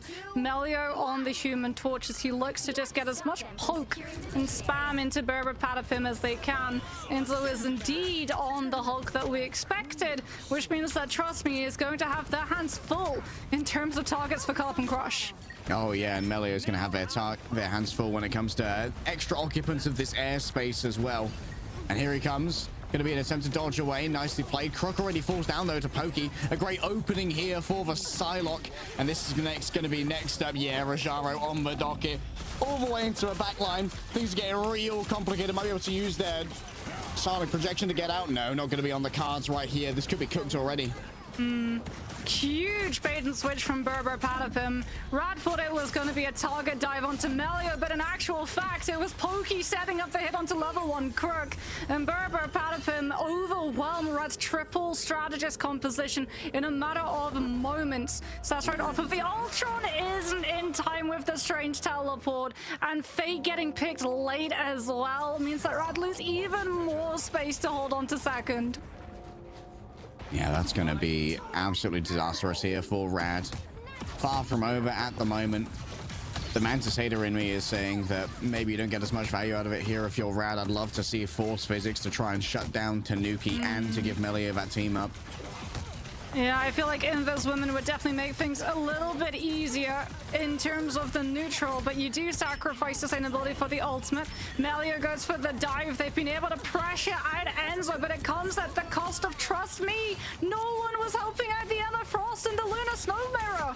Yeah, the Emma got aggressive. Caught also, what is Fate doing over there? Did not see that one coming. A quick freeze, yes, but the remainder of the team remains unfrozen. This is an absolute masterclass in momentum. Yeah, it feels like Rad are just getting separated, split at the moment. They try and pivot to look at the Hulk, and Brbrpatapim just communicate that everyone's looking at Enzo.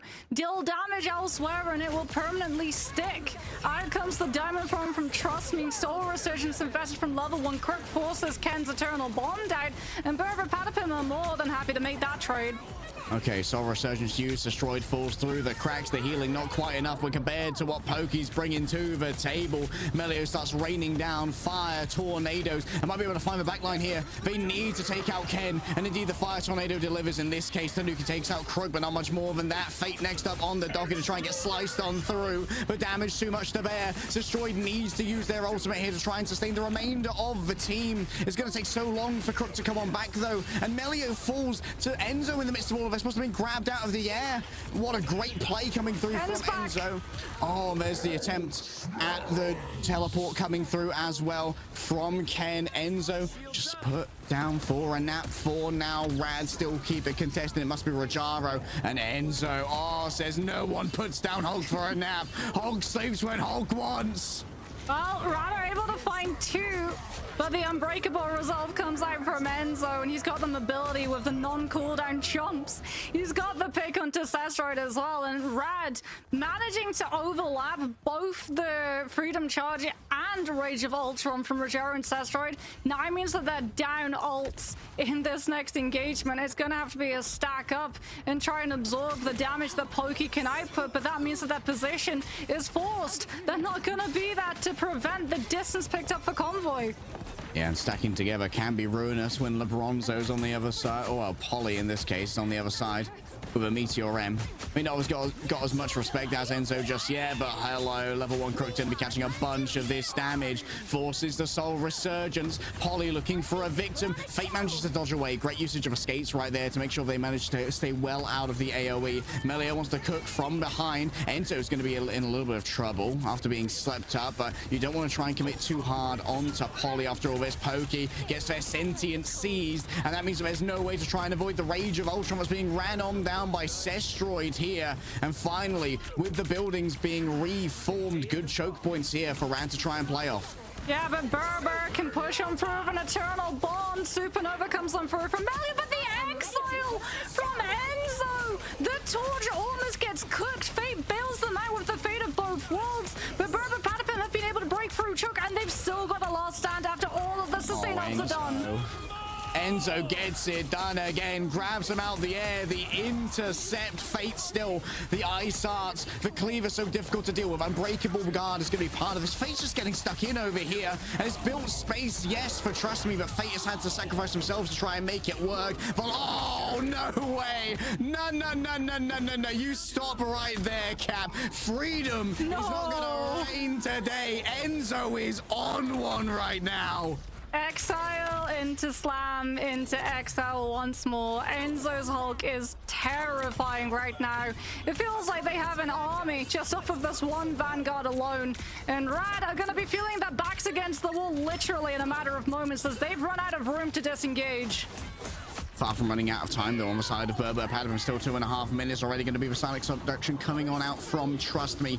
Needs to find some victims over towards the back. Maybe it could be Polly who's overwhelmed, but Alex still has plenty of healing for all and sundry inside of that Fate of Both Worlds.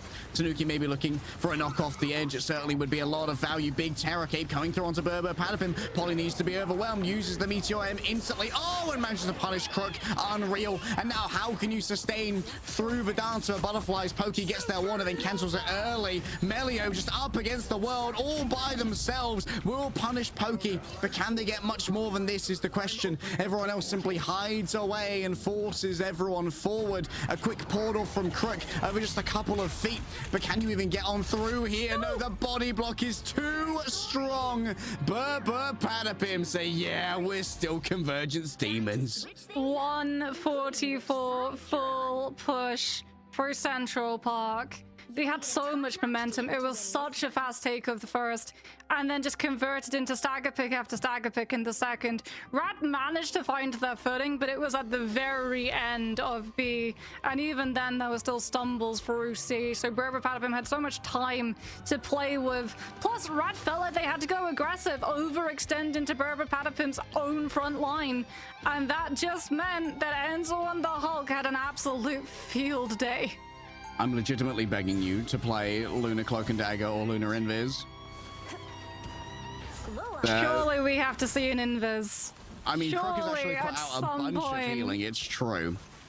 It feels like Destroyed is having a lot of trouble getting value, even out of a damage-boosted Ultron. I mean, it feels like they're going for the approach of the Hulk can't hurt us if we hurt the Hulk before he reaches us. But there's the Invis coming on out.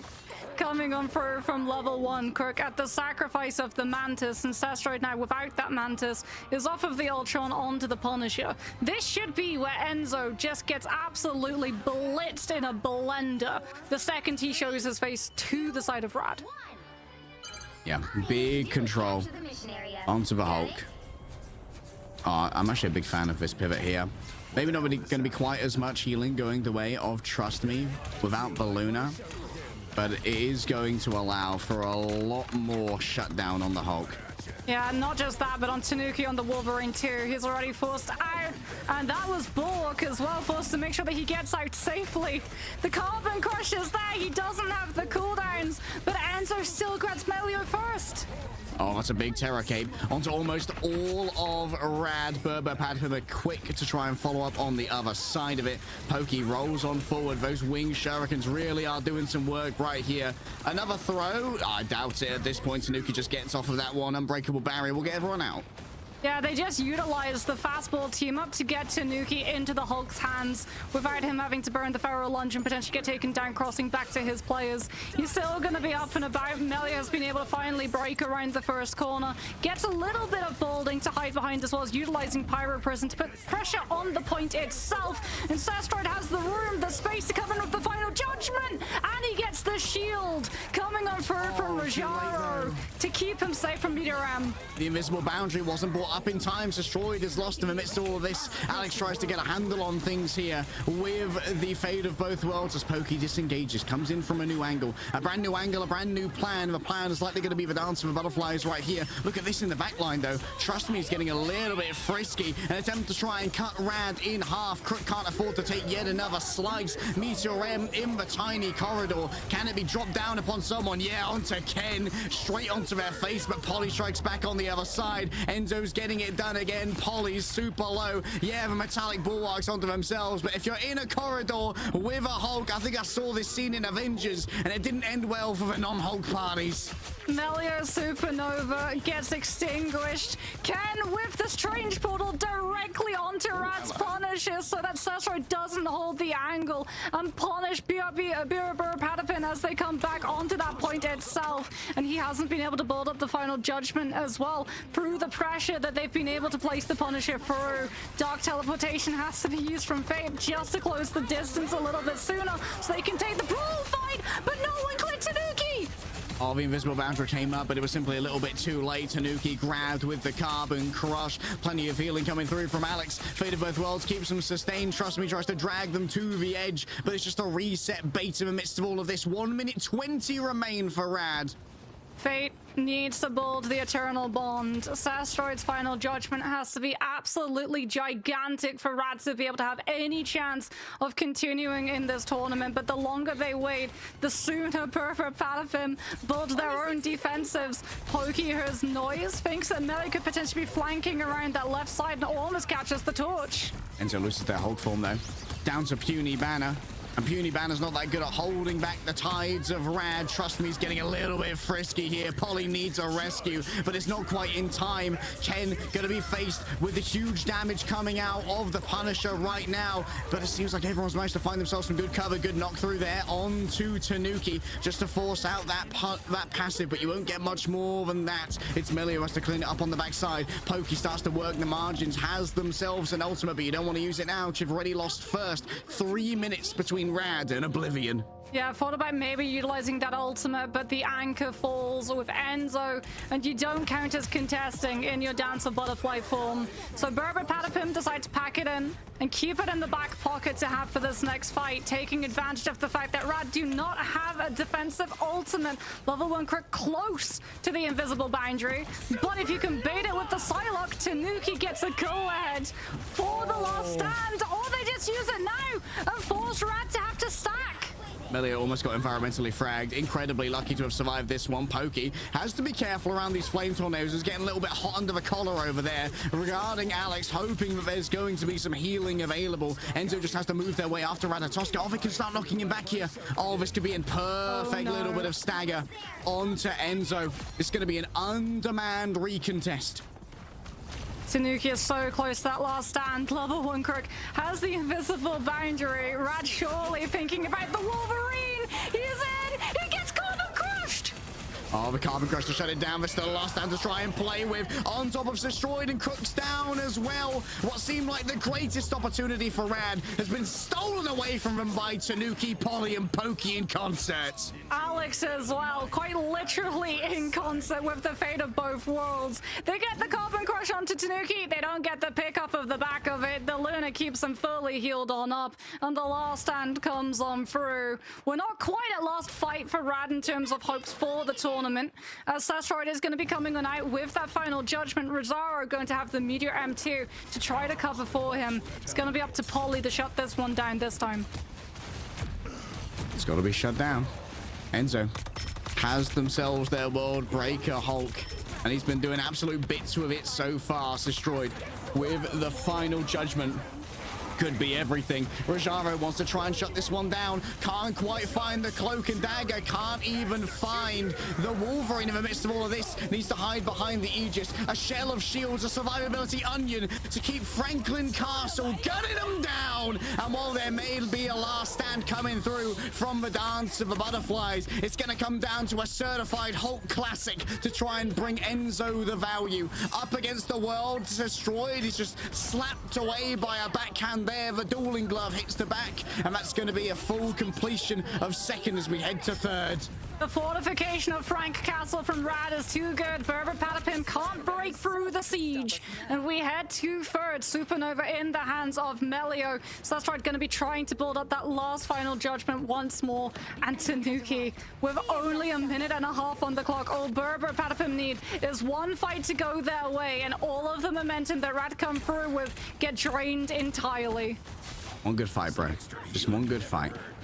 A little bit of free rage gathered off the back of that flame. Melio grabbed by Pokey. Oh man, Pokey's had such a day already. An attempt to try and shut down Fate was grabbed off the map. Manages to disengage from a carbon crush as well. Everything has gone wrong for Rad. They had the momentum, but they did nothing with it.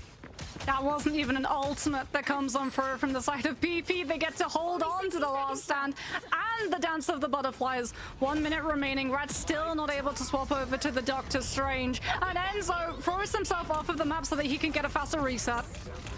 Yep.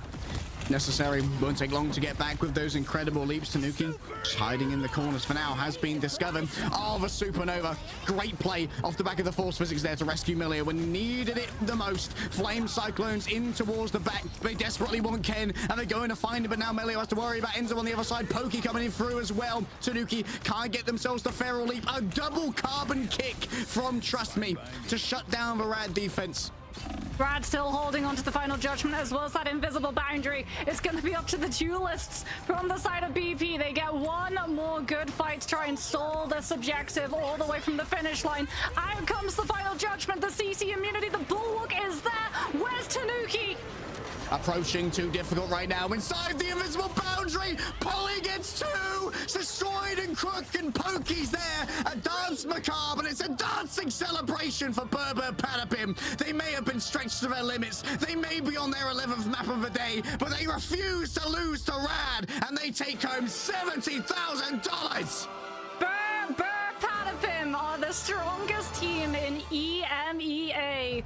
The fact cannot be disputed. They come out on top of every single team that Marvel Rivals Ignite has to throw at them. And Polly is the well-deserved MVP. The double pick with the Meteor M to shut down the invisible boundary brought Brbrpatapim back into that fight immediately. Oh, what value there. Just grabbing everybody in with the last stand and making it an easily served up dish for Polly to pound with the meat tenderizer of the Meteor M.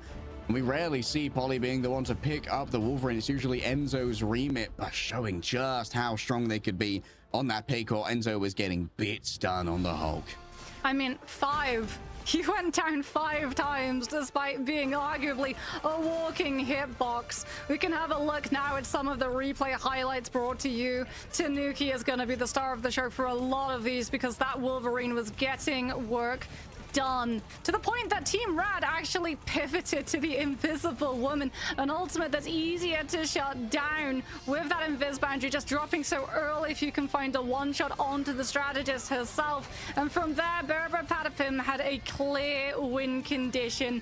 Every single time the invis boundary comes up, Tanuki just naps them all out of it.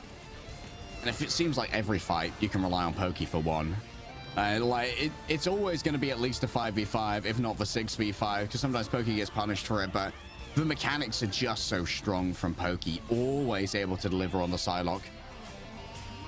The dance of the butterflies too, just the timing even here coming on through where we saw Rad just have to invest. And it's Pokey too, who's able to find that first pick as we head into third on Rad's own attack, which just immediately stalls out the momentum that they had coming on through, allowing Brbrpatapim to stabilize their rotation, their defensive positions, so that it's always an overextension that Rad have to make if they want to be able to match wits. And there they are. Brbrpatapim, the unsigned org, the underdogs maybe, but they're walking away as your champion with $70,000 in their pocket and a big old advertisement to orgs before China. Pick us up. I was gonna say unsigned as of now, Harry, because I feel like in the near and distant future, that fact is going to be changing very, very quickly. This team is so strong. I cannot wait to see them interact with all of the other teams that have been able to qualify and contend, because you know that EMEA is going to be bringing its absolute best when we go international. Yeah, I cannot wait to see how EMEA stacks up on the world stage. We've been grandstanding a bit over the last couple months and be like, yeah, I think VP maybe takes the LAN. Okay, maybe not. Brbrpatapim and Rad are looking very strong right now, and well, North America's going to find out their champion real soon. Let's hop over for an interview with our champion. I believe it's going to be Tanuki. Indeed it is. Hello, bud. How are you feeling? I mean, it's amazing. It's amazing from that close set, from VP to going to this full adrenaline in. Like it felt amazing. Just winning and like this. Like yesterday after the loss against Rad, it was like, oof, this is gonna be tough. But yeah, I mean, today was just a roller coaster. It was amazing actually. Probably the best day of my life. So before we even start looking at the match, you guys are an unsigned team. Take the time to just reach out to an org, say what you want to say, so that Brbrpatapim gets picked up, because the fact that you guys aren't currently signed is an absolute tragedy. Yeah, I mean, I don't know. We're the best team in the world right now. I think with confidence, when we play like this, we're genuinely the best team in the world. If any orgs want this, you know, like this is the moment. We're champions. We're going to stage 1 in China. It's gonna be amazing. If you look like a big org, hit Tanuki's DMs right now. Like, I need the outline, Tanuki. What makes you decide when it's Wolverine, when it's Black Panther? I mean, it's just like I just feel it. Like I just feel it in my bones, you know. If I go Panther, it's like I'm gonna obliterate this backline for the entire game. And if I go Wolf, I'm just grabbing tanks on cooldown. These guys cannot play the game. I get big ults every single time. It's just they're just both made for me, you know. And I just feel it when I need to go them. It's unexplainable, really. And the last time that you matched up against Rad came out on top. Were there any changes that you made consciously coming into this series? I mean, I think yesterday. And the day against VP as well, we were really focused on what most teams were playing and not focused on what the team specifically were playing. So we were messing up a lot in the ban phases, and we fixed that against VP today. And I mean, we did the same into Rad. And I mean, going into Rad after qualifying for China, it's just you have so much adrenaline. You're so happy, like you're stomping them. You just feel it, and yeah, then you just win. You know, like. Yesterday was nerve-wracking, but today it was just we just go for it and we win. Yeah, speaking of the double series right here, let's talk about how your team managed to go from that best of 5 against VP into this grand finals. How did you guys keep the energy up between the two games? Because I imagine qualifying for China took basically everything you guys had. I mean, yeah, we were pretty drained, but then again, we were like still full of adrenaline from winning, you know? Like we just screamed our lungs out. And then all that was on our mind was just like, we qualified. Let's just have fun. Let's just play, you know? It's just a scrim. It's just training against Rad. Why not? And yeah, it helped us. We had zero stress. We made insane plays. We played so well. I mean, I can only thank it to Pokey against VP, clutching it up, getting 3 kills in the last minute. It was so big, and yeah, it just it just snowballed into winning as Rad like this. There's no team that can beat us when we have this much energy. Have you been keeping up to date with any of the regions? Is there a specific team that you guys are looking forward to being able to take on at the International? Probably some team from America. I mean, we've played against American teams. We know where they're at, and we're pretty confident we could beat them. But if I would have to single out two, maybe 100 Thieves and Envy as the two that we really want to go against, because I think they're just the most interesting teams in other regions right now. I'm not really afraid of Asia or Oceania. I think EU is just on top, to be honest. The three teams in the EU are just so good. It sucks that VP didn't get a spot, because we would dominate the LAN for sure. I mean, I'm inclined to agree. Snooki, you are the reigning champion of Marvel Rivals Ignite EMEA. Do you have any words for the community, for your opponents, for your team, shoutouts for yourself? Floor's yours. I mean, it's just, I don't know what to say. It feels so unreal being here at 70 years of age. Same with Polly, actually, being so young and just having this moment, it's unreal. To everyone that didn't qualify and that's like not going to China and Europe, I wish you the best. I really hope you qualify for next, because I think so many teams here actually deserve it. We're really good as a region, and I'm really proud that we're allowed to show it on the LAN together with my team. Yeah, you guys as well. That's about it. Yeah, EMEA is going to be well represented by yourselves on Brbrpatapim. Thank you so much for joining us, Tanuki, our champion. Let's wrap this one up, Mox, as we close the interview. It's just been wonderful talking to all of Brbrpatapim. That was a fantastic series. Exhilarating series, an absolute crazy grand finals, Harry, and I'm so happy that we